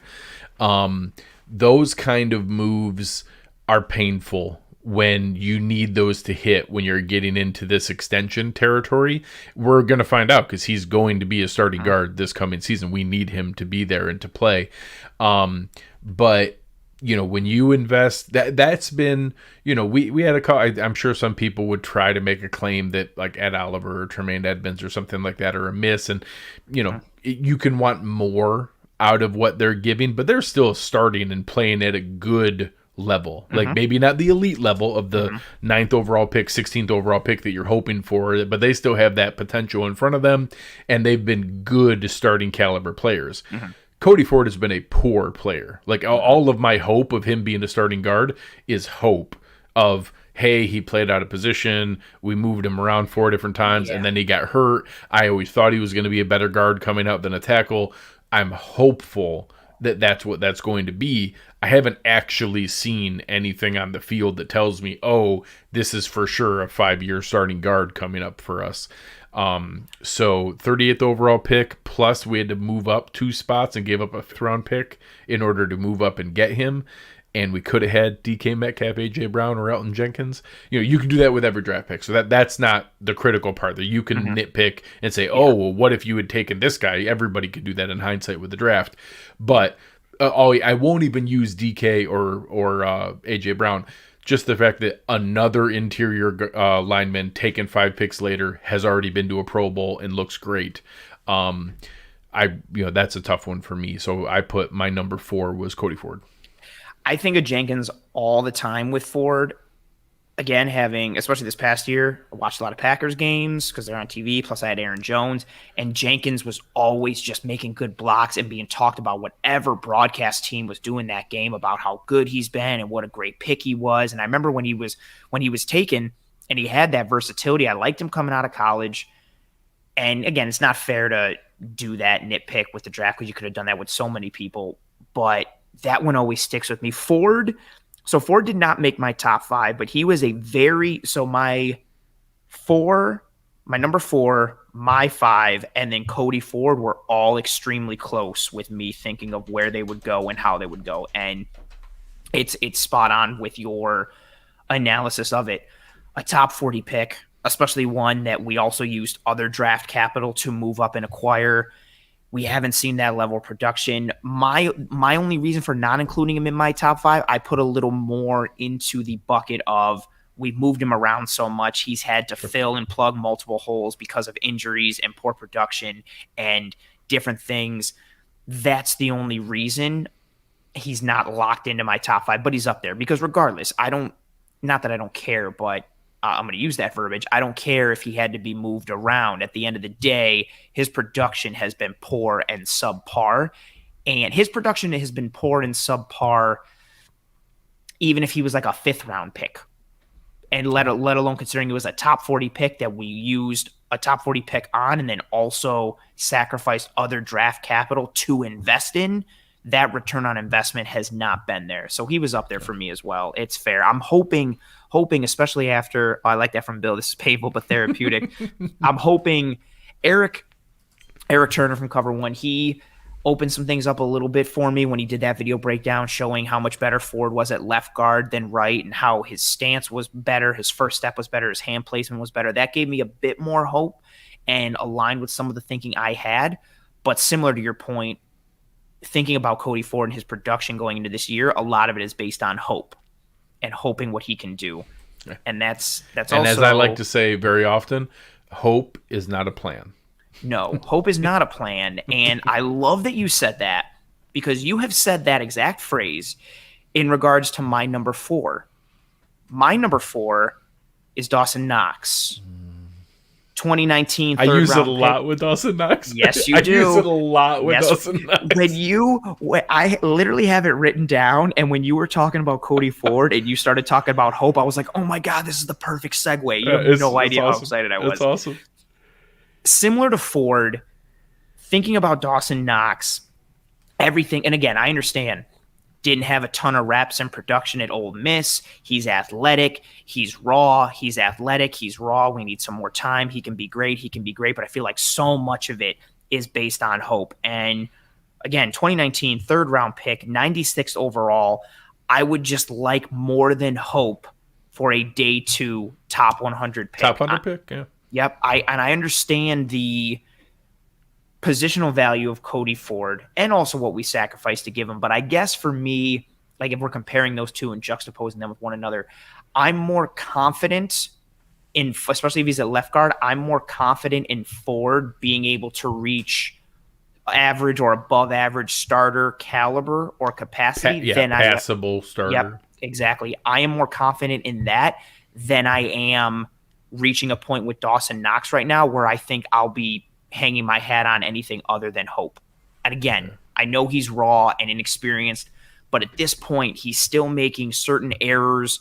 And I'm not just talking about the hands. I'm not talking about the low-hanging fruit of he just drops the easiest passes, because he's also made some spectacular ones.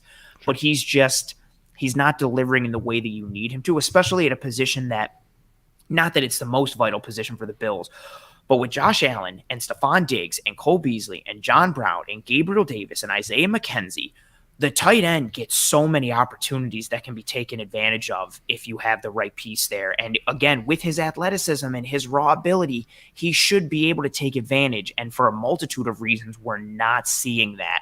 And considering what we used to acquire him, that's why he's my number 4. And again, juxtaposing him with Cody Ford, not that I have the most faith in Cody Ford, but I'm very low on my hope meter when it comes to Dawson Knox. I guess it's really just like, well, I hope he does good, but I don't have a lot of faith that hope will be rewarded.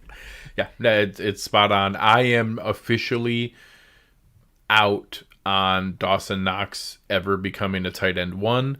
I am not saying that in the sense of I'm rooting against him or don't hope that he does. That would be cool. I am no longer planning on him being our number 1 starting tight end. I am moving forward planning as though we need to acquire our tight end 1.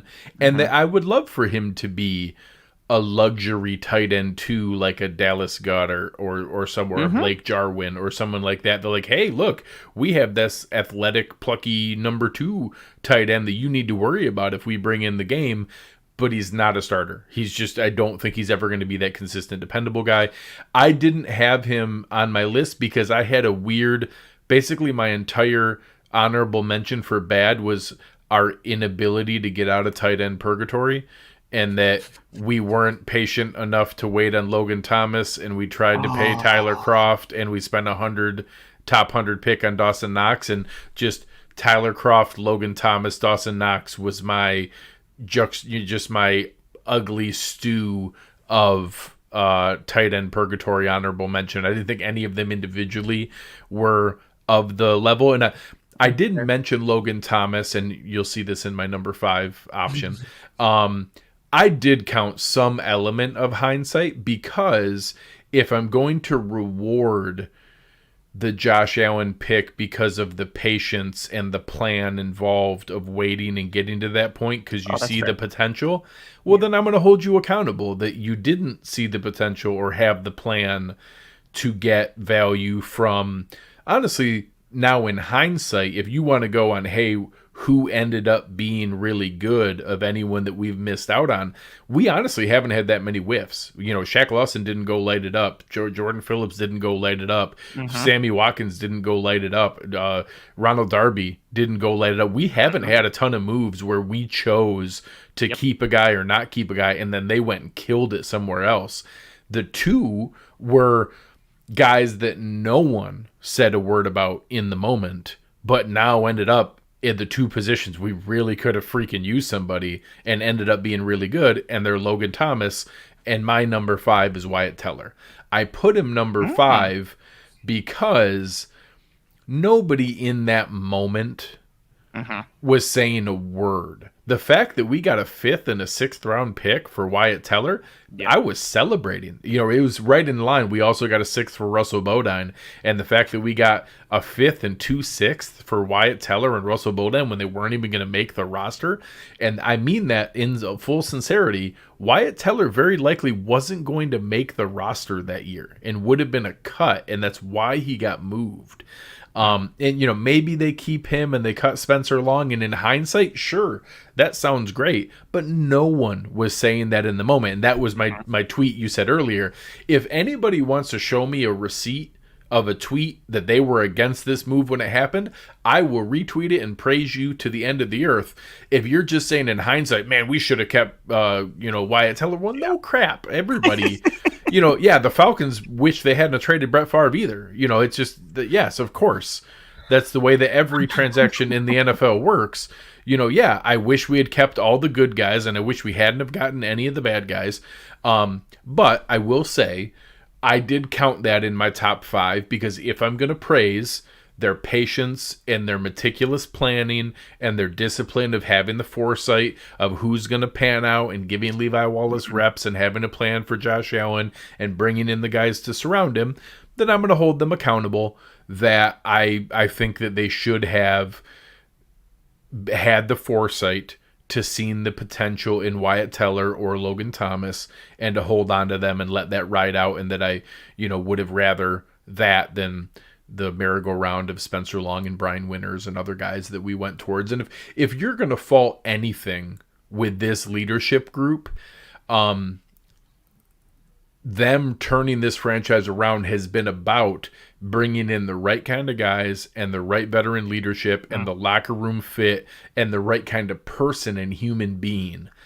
If you're going to fault them at all, it's that they trust that to a fault and that they lean into that too much. But how do you pick that apart when you just go, Doug Whaley, for as much as people want to give him a hard time, the man had an eye for talent. He was able to identify talented football players. He was horrible at figuring out who would be a fit in the locker room and whether somebody cared about football and wanted to work hard. But he was awesome at picking out traits and guys who were good at playing. Very true. it's that kind of thing that I don't know how you unravel that in doing those things. But, I did put Wyatt Teller in my top 5 because, if I'm going to praise them for having the vision and foresight on the good moves, I'm going to hold them accountable that I wish they had seen that coming for Wyatt Teller, and now seeing him be successful for the Browns is a little painful. It's definitely painful. The hindsight part is the toughest. And even I wanted to pull up this comment from Truth to Hearts because it goes in line with what you said. He mentioned it's not fair that we were patient for Elam, but not Dawson Knox. Knox has to be better, yes, but he still has room to grow. My issue with the hindsight thing and thinking of being patient, and because it all connects when you get rid of somebody who develops and turns into something greater, it's like we should have been more patient, With the Allen and Knox talk there for Truth to Hearts with your comment, I think Allen showed more progression, way more flashes in his game. Yeah. Dawson Knox has not done anything that makes you think, oh, there it is. He's got it. You're still waiting for that light to get clicked on. He still has that room to grow 1,000%, but I think the odds were much more in favor of Josh Allen reaching his potential and making you feel confident and comfortable than it was for Dawson Knox. Dawson Knox has not shown enough flashes in terms of quality or quantity to make me think, and I'm assuming it's the same for you, Greg, as well, to make you think that he can solidify that position and be the guy. And when it comes to hindsight and being patient with Wyatt Teller, it's a real hard one for me. Like it didn't make my list, but I completely understand why it would. Why I didn't plan that. Or hey, how about this? How willing they were to see the long-term development of Ike Bottker and Ryan Bates. Yeah, that's when you're how willing they were to continually fight and hold a roster spot for young guys that they obviously see potential in. Why didn't you see that in Wyatt Teller? So that's more of where I'm not frustrated in that, he would have become a top graded PFF guard in our system.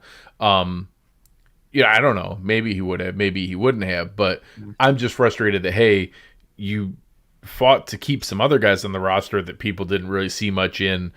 Why didn't you see that in him? I just am a little frustrated that I value their foresight and their eye for talent very, very highly.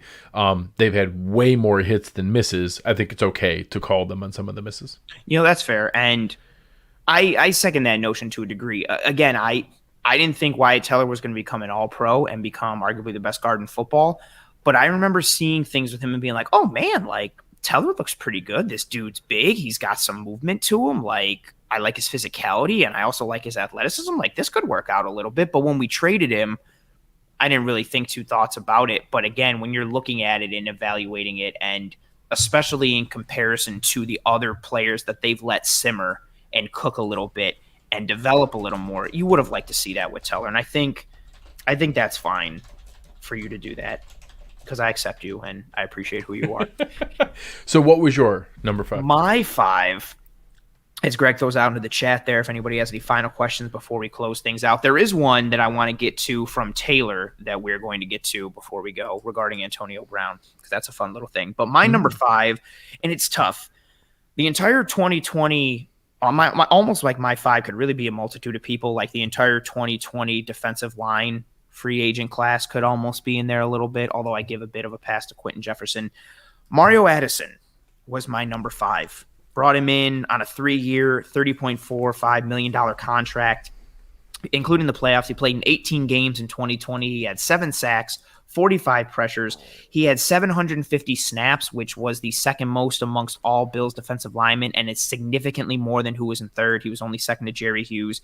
And I know it was tough because COVID offseason and everybody gelling and getting together, it afflicted so many teams. It impacted the Bills, so on and so forth. Star Lotulelei not being there affected the whole defensive line, not just the run game. I get it and I understand it. But part of the reason we were excited with Mario Addison coming in was his familiarity with the scheme and the system and what was going to be asked of him. He was a pretty consistent double-digit sack man in Carolina. He was going to unlock Jerry Hughes. Yes, he was going to unlock Jerry Hughes. There was even, myself included, when we signed him, I thought he was going to be the best pass rusher on the Bills. I thought sweet Jerry Hughes can now, as he starts to come out of his prime, can slide into a strong number 2. Addison's the 1. And we didn't see that from his pass rush. And we definitely didn't see solid edge setting in the run game. We saw him vacate and just not maintain rush lane integrity on a lot of things.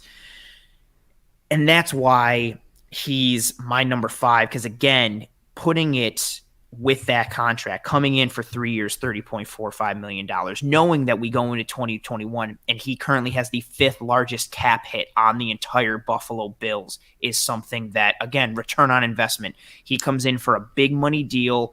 He comes in, that's premium pass rush. We paid him $14 million in cash last year. Boom. Straight cash, homie. Randy Moss. And as Taylor just put there, in the chat, Addison had 3 straight 10-sack seasons. He was super productive in Carolina. There was legitimate reason to expect him to come in and play well. It wasn't even 3 straight. It's actually 4 straight of 9+. Yeah, he was super productive. And again, with putting him in McDermott's scheme and system, this wasn't just pie in the sky. There was no reason to think that he wouldn't be a double-digit sack guy again coming into Stayed healthy every year, never missed games, consistently productive, tons of pressures, was going to be a perfect fit, kind of a collapse the pocket power guy opposite Jerry Hughes. Everything made sense. And him not working, don't get me wrong, somebody asked here about Ed Oliver, the ROI there. No player on the Bills roster played out of position more than Ed Oliver in 2020. I still had very high hopes for him, and I think getting that 1 tech back and letting him play his true position at 3 tech, penetrating going into his 3rd year, I expect a big 3rd year from Ed Oliver, and I'm that's not hope, I expect a big 3rd year from him. Mario Addison was my number 1 honorable mention, top guy that didn't make my list.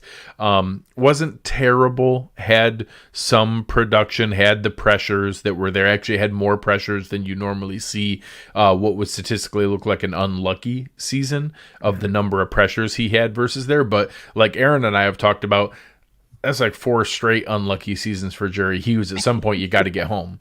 I love the pressures. I love the fact that you affect the quarterback. At some point, I need you to take the man down, and I need you to get the sacks. So I think Addison's a very fair one, and certainly could have been higher on my list when you consider that it was $14 million in cash. That now makes it harder to move on from him this year, the way that they prorated his bonus. Oh, 1,000%. And I think as we start to wind down and get to some of the questions, which are really good. We got some good ones already, yeah. Some real good ones. I think you see the common themes that Greg and I were going for here. Again, when you're thinking about best and worst, it's all about value. What did you sacrifice to acquire something, and what type of production did you get out of that thing that you acquired? And that was our mindset going into it. We quantified them a bit differently, but for the most part, I think our lists were decently similar, although we had different thoughts and maybe some rankings and things, but you can make a case for any of them. And shocking that you and I tend to be on the same page a lot, which is very interesting. I thought you did, the fact that you were almost in line with mine means you obviously did pretty well.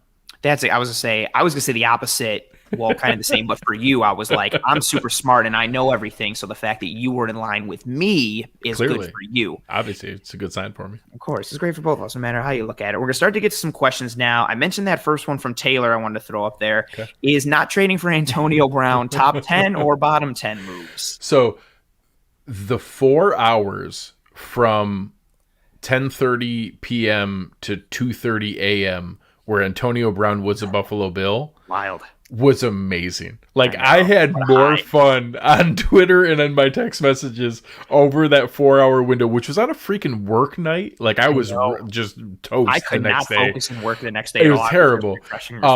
I had such a fun time in that window. Obviously, that move at the time was while he was on the Steelers, where in hindsight, Mike Tomlin did a phenomenal job of hiding what a basket case and clown show that dude was. So we didn't know the extent. It's easy to look back joking now. Yeah. At the time, he was the best receiver in the NFL. At that moment, he was the best receiver in the NFL. Hands down.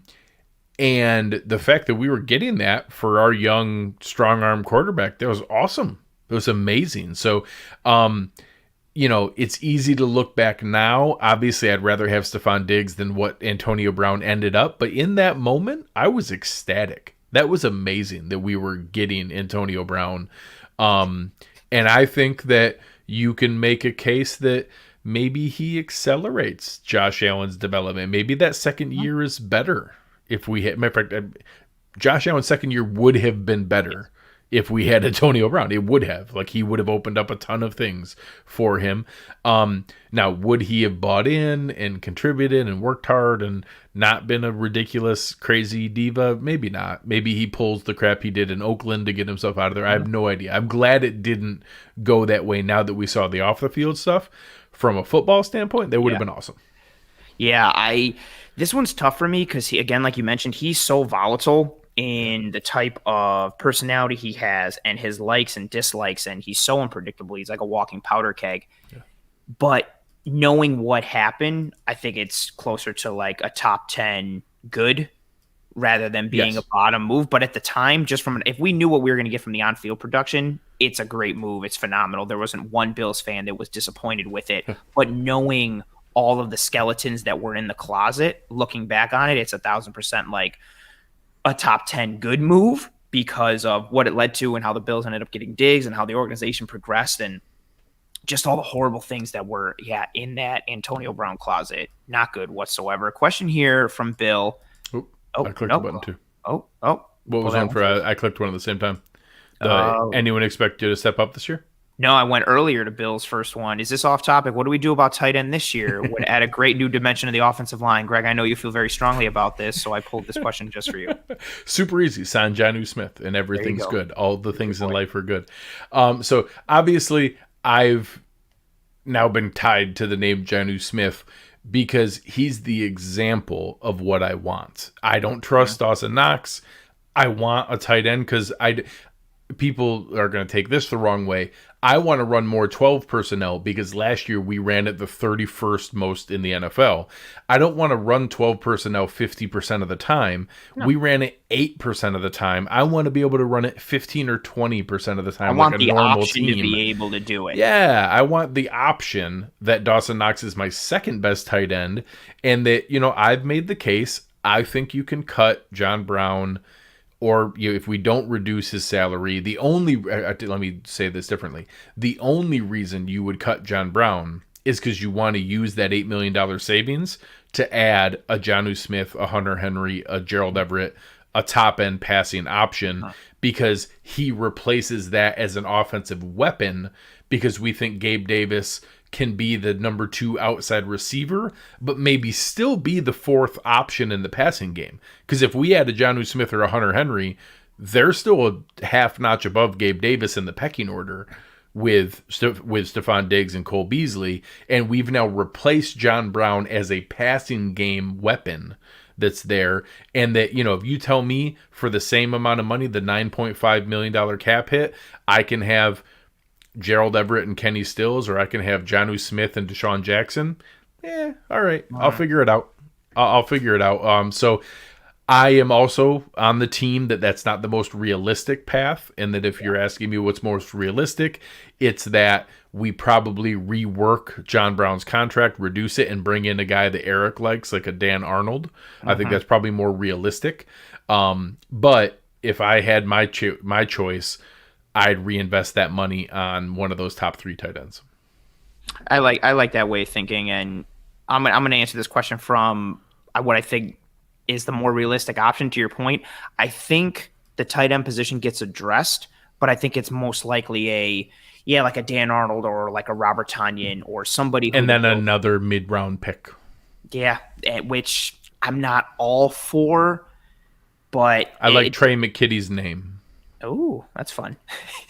And to Bill's point there, it would add a new dimension to the offense. I think it does get addressed. It's just a matter of that John Brown domino because that opens up so much, both in terms of money, but then targets. I think it was you. I don't remember who said it, but if you even just right now, we signed Hunter Henry and left the offense the same, fantastic, but whose targets are going away to get Hunter Henry the ball? So it makes sense to rework Brown, or as sad as it is, get rid of him, feed some of those targets in addition to having the money.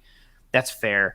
I'm going to pull up this question from Joseph, but I don't think we're going to answer it right now. Who do you all think we take with our first round pick? Joseph, I'm going to speak for myself here. I think there's too many dominoes that are still left to fall for me to even bother predicting Yeah. who we're going to pick. And I'm guessing from Greg's eye roll, you're thinking the same thing. Now we're going to pull up that comment, Greg, that you pulled earlier. And this is a fantastic question from Lone Wolf. In Oh, I your love it. opinion, what was the Bills' best and worst move in your lifetime? So I'm enough older than you that I have a couple that you probably can't claim. Okay. The Tom Cousino trade that ended up being the pick for Jim Kelly, taking Bruce Smith #1 overall, trading a package of stuff that was Greg Bell with Eric Dickerson involved that ended up being Cornelius Bennett. A lot of those are awesome ones that are easy ones to peg. More recently, obviously getting Jerry Hughes, is a all-time, fantastic deal to be able to get Jerry Hughes for a flame out of a linebacker who is actually now a coach in the NFL while Jerry Hughes is still playing. So there's plenty of good ones along those lines. I would say, hey, it's maybe not crazy that Josh Allen's draft pick might end up being the best one. Right. But, Bruce Smith is my favorite all-time player. I think the best pass rusher in NFL history. Drafting Bruce Smith is probably my best move. And then worst, there's a lot of big whiffs in the draft. There's a lot of painful ones. I'd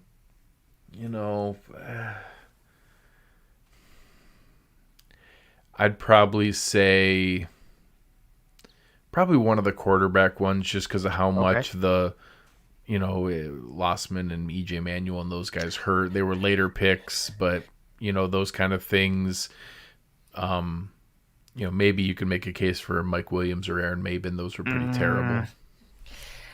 I'll stick with my worst first. Rhyme there, since you're already on it. It's tough for me. The Maben one is up there because I didn't like it, and I really wanted Brian Cushing. Even though he ended up doing a lot of PEDs and crazy stuff, he had a really good career. Rakpo. Oh, see, and that's the other one that I was going to get to. I wanted a Rakpo or Cushing. I was fine with either, and then we took Maben, and I was like, oh, this is disappointing, and it turned out terrible. Mike Williams is another one that is – I'm a big defensive backs guy, and I also love the Miami Hurricanes, so I wanted Ed Reed more than anything in that draft. I also like Roy Williams, the safety from Oklahoma, who had a pretty decent career in – Dallas, although he's pretty much known for doing the horse collar tackle that breaks people's legs when he chases them down from behind, which is a terrible, terrible thing. But I remember sitting there when they took – and the discussion was either Mike Williams from Texas or Bryant McKinney from Minnesota. Mount McKinney. Yep, and we went with Mike Williams, and not that McKinney was amazing, but he was head and shoulders above better. I think he had a Pro Bowl, and I think he played for 12 years. Yep, and he also he was good in Minnesota, and then he went and was one of the starting tackles on the Ravens team that won the Super Bowl with Joe Flacco. So that was a big thing. I think my worst, though, also E.J. Manuel is up there. Lossman is up there because you spent a first-round resource on somebody that just didn't deliver. The Sammy Watkins one is probably my worst, knowing what we gave up, and then also knowing that we could have had Khalil Mack. If you were trading up into the top 5 and that one of the top 5 guys was literally in your backyard at the premium position when there were so many good receivers in that draft that you could have just taken any of the studs that were later on, yeah, that one hurt. That's the one that's probably my worst, just because what we gave up to get it and what we could have taken and that what we didn't take. Best, it was before I was alive, but Bruce Smith it's got to be the best. You got to nail your number. When you have the #1 pick overall, you got to nail it, and they nailed it with arguably the greatest defensive end in NFL history, so that was fantastic. And other than that, my best one, again, I was a tiny, tiny baby. I want to say Josh Allen, but we still have to see how that plays out. I would either say Cornelius Bennett, or here's a sneaky one, the acquisition of Bryce Paup, and then in his first year, he won Defensive Player of the Year. That was pretty cool. That's a great call.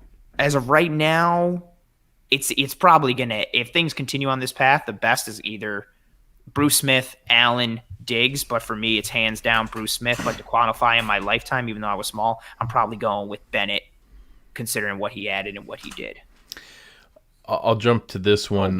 Who Dat in Buffalo. Would you be open to a transition tag in Milano? I would love to do justice to the Tracy Morgan gif of no, no, hell no, no. If we can make, in order to transition tag Milano, which the franchise tag is like 14, 15 million, the transition tag is like 12 million. Yeah, no. In order to make room to do that, you would need to cut and restructure and move around like 4 or 5 other contracts or release 3 or 4 other players. If we're doing that, it's going to be because we reached a long-term deal with him to keep him around. If we think he's worth paying 12 or 13 million for 1 year, then just pay him. Then he's worth keeping. For any of this bullcrap that I see other people float around that, oh, well, maybe we want to pay him $15 million for 1 year to get another year of evaluation to decide whether we want to be able to pay him or to pay Tremaine Edmonds.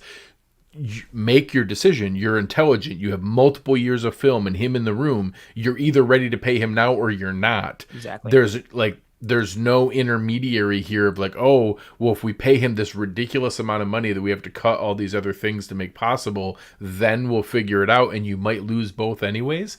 It's just crazy. I hate that idea. If we clear up the space to be able to pay Matt Milano 8-digit money plus, it's because he's going to be here for 4 or 5 more years. Yeah, 1,000%.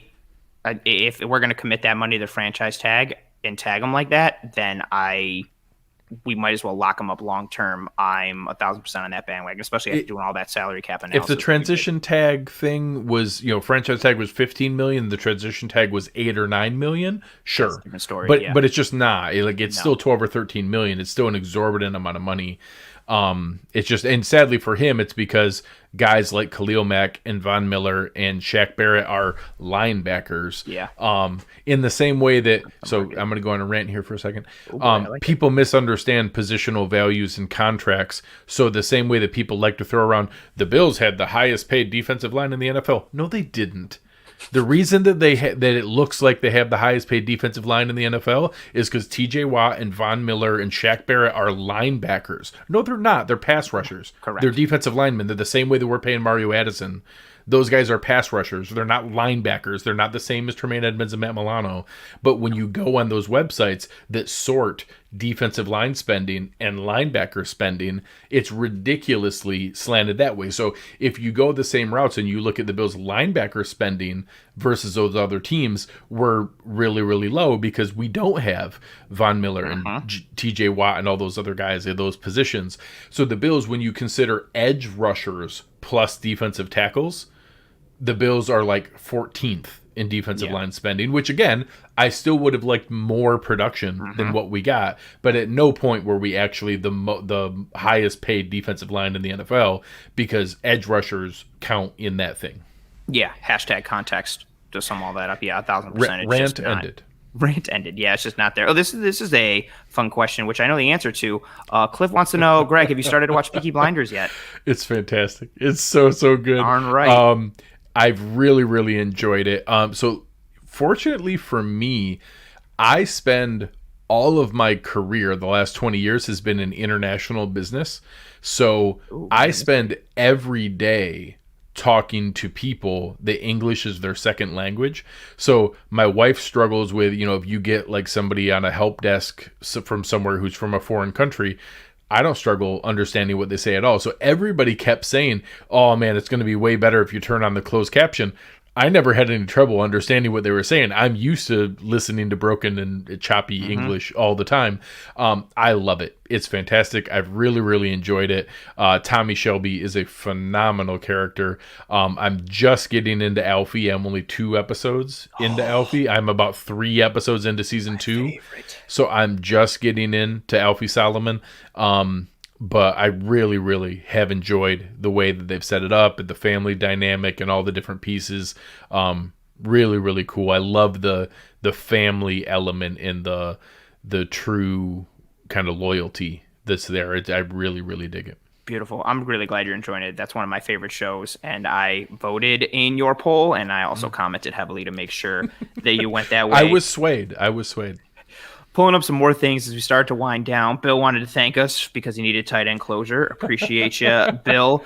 This was also, I forgot, when David threw out, I'm guessing for the worst moves in Bill's history, the Rob Johnson move. I think this one for me is similar to the Vontae Davis one for you. I have tried so hard to scrub this from my brain because it still infuriates me, especially knowing all the backstory and drama with it now, knowing why Rob Johnson started instead of Doug Flutie when it 100% should have been Doug Flutie starting against the Titans. But then even so, even with that, we still should have won the game. And then even with that, the fact that why would you think Frank Wycheck is going to house the ball on a kickoff and have everybody go to him? And then still, even with that, it was a forward lateral. There's just so many things with it. That was amazing. It makes me the so analogy. upset.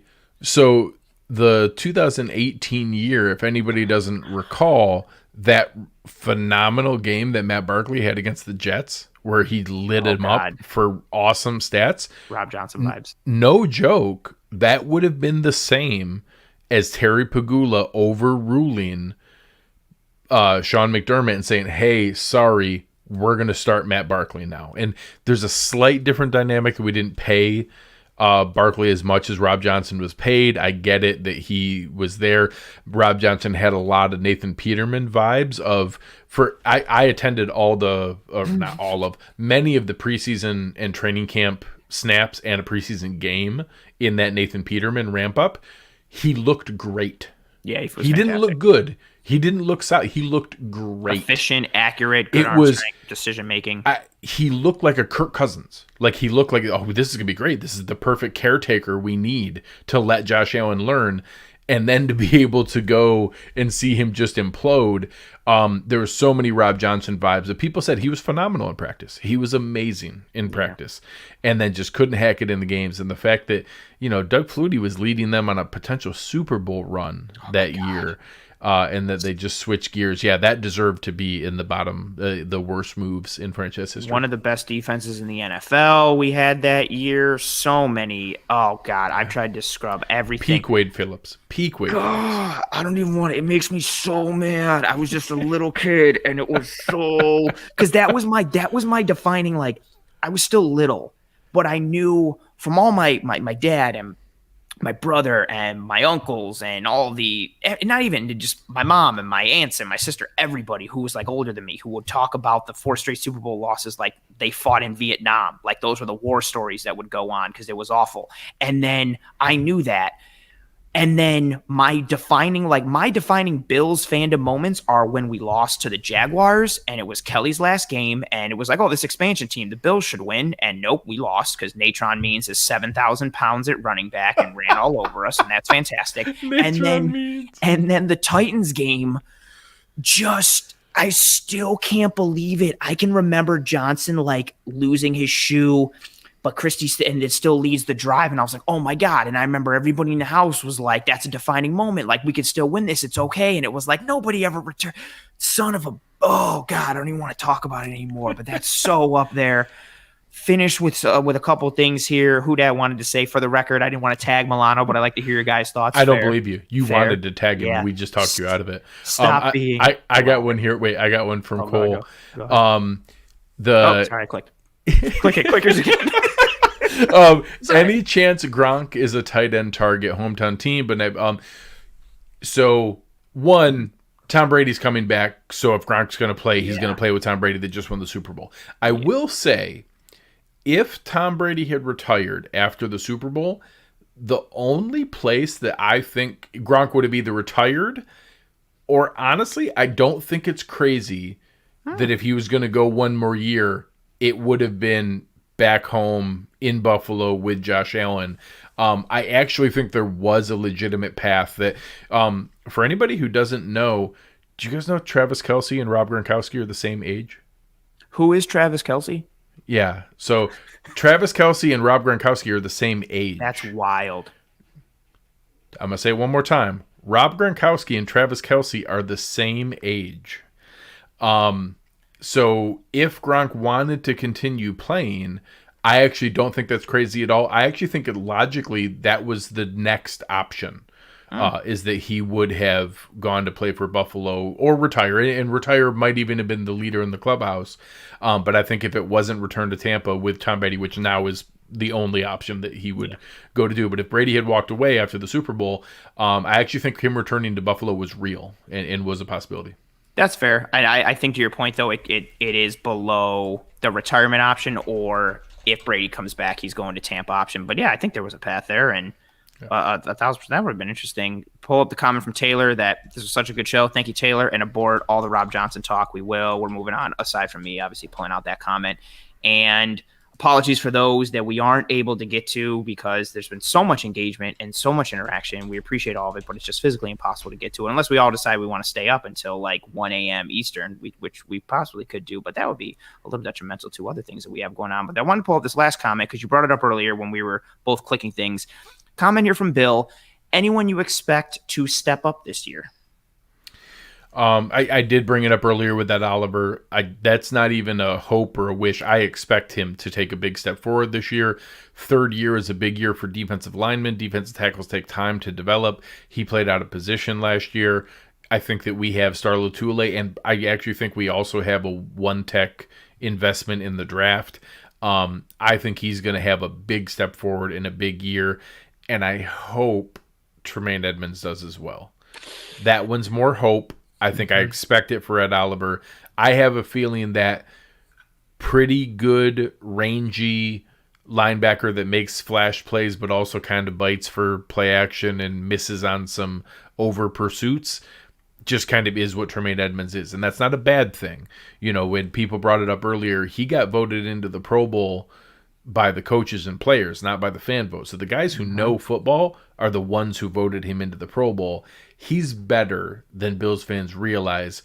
But, you know, the fact that Ed Oliver isn't Aaron Donald and Tremaine Edmonds isn't Luke Kuechly doesn't mean they're crap. It just means that, hey, you're right. Maybe we didn't hit on generational players at their position, but they can still be really, really good. I expect both of them to take a step forward. I'm more confident in Ed Oliver taking a material step forward than I am for Tremaine Edmonds, but I expect both to be better. Once again, for this one, you have peeked into my house and stolen my thoughts and notes on this.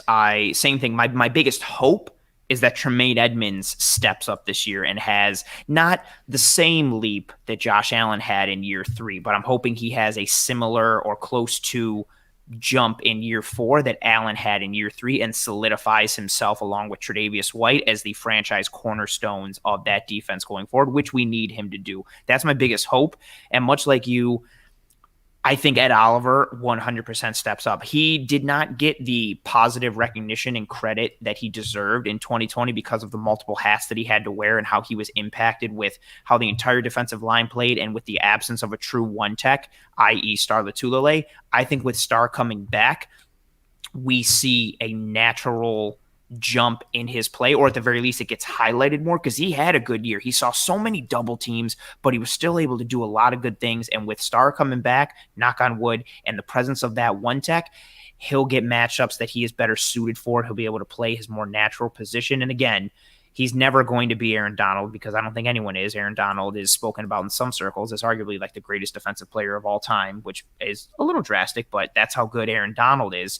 I think it's unfair to put Oliver into that comparison and into that category of expectation, but I expect Ed Oliver to have a very, very, very good year for the Buffalo Bills defense now that Star is coming back. Absolutely. And I think that's about it. You got any other comments or anything you wanted to pull up? Questions or anything like that? This was a good cathartic exercise. So obviously, it's always fun to flaunt the good things. We know there's been a lot more good than bad with this regime and with this leadership group. But like I said, I think it's still fair to hold them accountable. No GM or leadership group is flawless. These guys are certainly not flawless. The best guys hit on more than they miss. Brandon Beane and Sean McDermott have hit much more than they've missed. And I hope that they continue to show the capacity and willingness and desire to learn from those misses. And if they continue to do that, we're going to be in really, really good shape. 1,000%. The good thing to take away from this, again, no one's perfect. No one is without fault. But the amount of good, I think significantly outweighs the amount of bad. The hits outweigh the misses when it comes to this regime. We are in good hands going forward, but it's always fun at this time of year as we're talking in the offseason and thinking about, oh, what comes next and who comes in. So in looking forward, it's always fun to look back and reflect and think about, especially when you're in a good place like the Bills are right now. It's fun to look at the good things that led you there and then also some of the bad and talk about, what could have been and how you overcome. And I think it's all, hopefully, signs continue to point upward and trend upward for this organization, thanks to the efforts of McBeane, a.k.a. Sean McDermott, and Brandon Beane. And yeah, good cathartic experience, good fun time, very long episode, which I guess I am not shocked at whatsoever because you and I both talk a lot and we both like to go back and forth and engage. Plus, I think part of the reason we went so long with this episode, again, tremendous engagement and thoughts and comments in the chat. Awesome questions, comments, thoughts, concerns, all that stuff. Really appreciate that. And Greg, I appreciate you for once again coming on the show. It's always a pleasure. You are a favorite guest of mine to bring on, as always, for a multitude of reasons. Yeah, I really just like to bring you on because I like to get the view of those awesome mahogany cabinets you got behind you there. They're fantastic to look at. I don't know if it's mahogany or some kind of like cherry, but it's got a great finish. It's got a great shine. That's the number one reason. It smells very, very rich and hearty when you're here in person. I always think of the Anchorman quotes with that, and then I also think of Emperor's New Groove when the evil, I forget her name, the evil witch, she tells Kronk to break down the door. He's like, break it down, you kidding me? That's hand-carved mahogany. That's what I always think of every time I see your cabinets. I don't know how many people are going to get that reference, but yeah, that's me.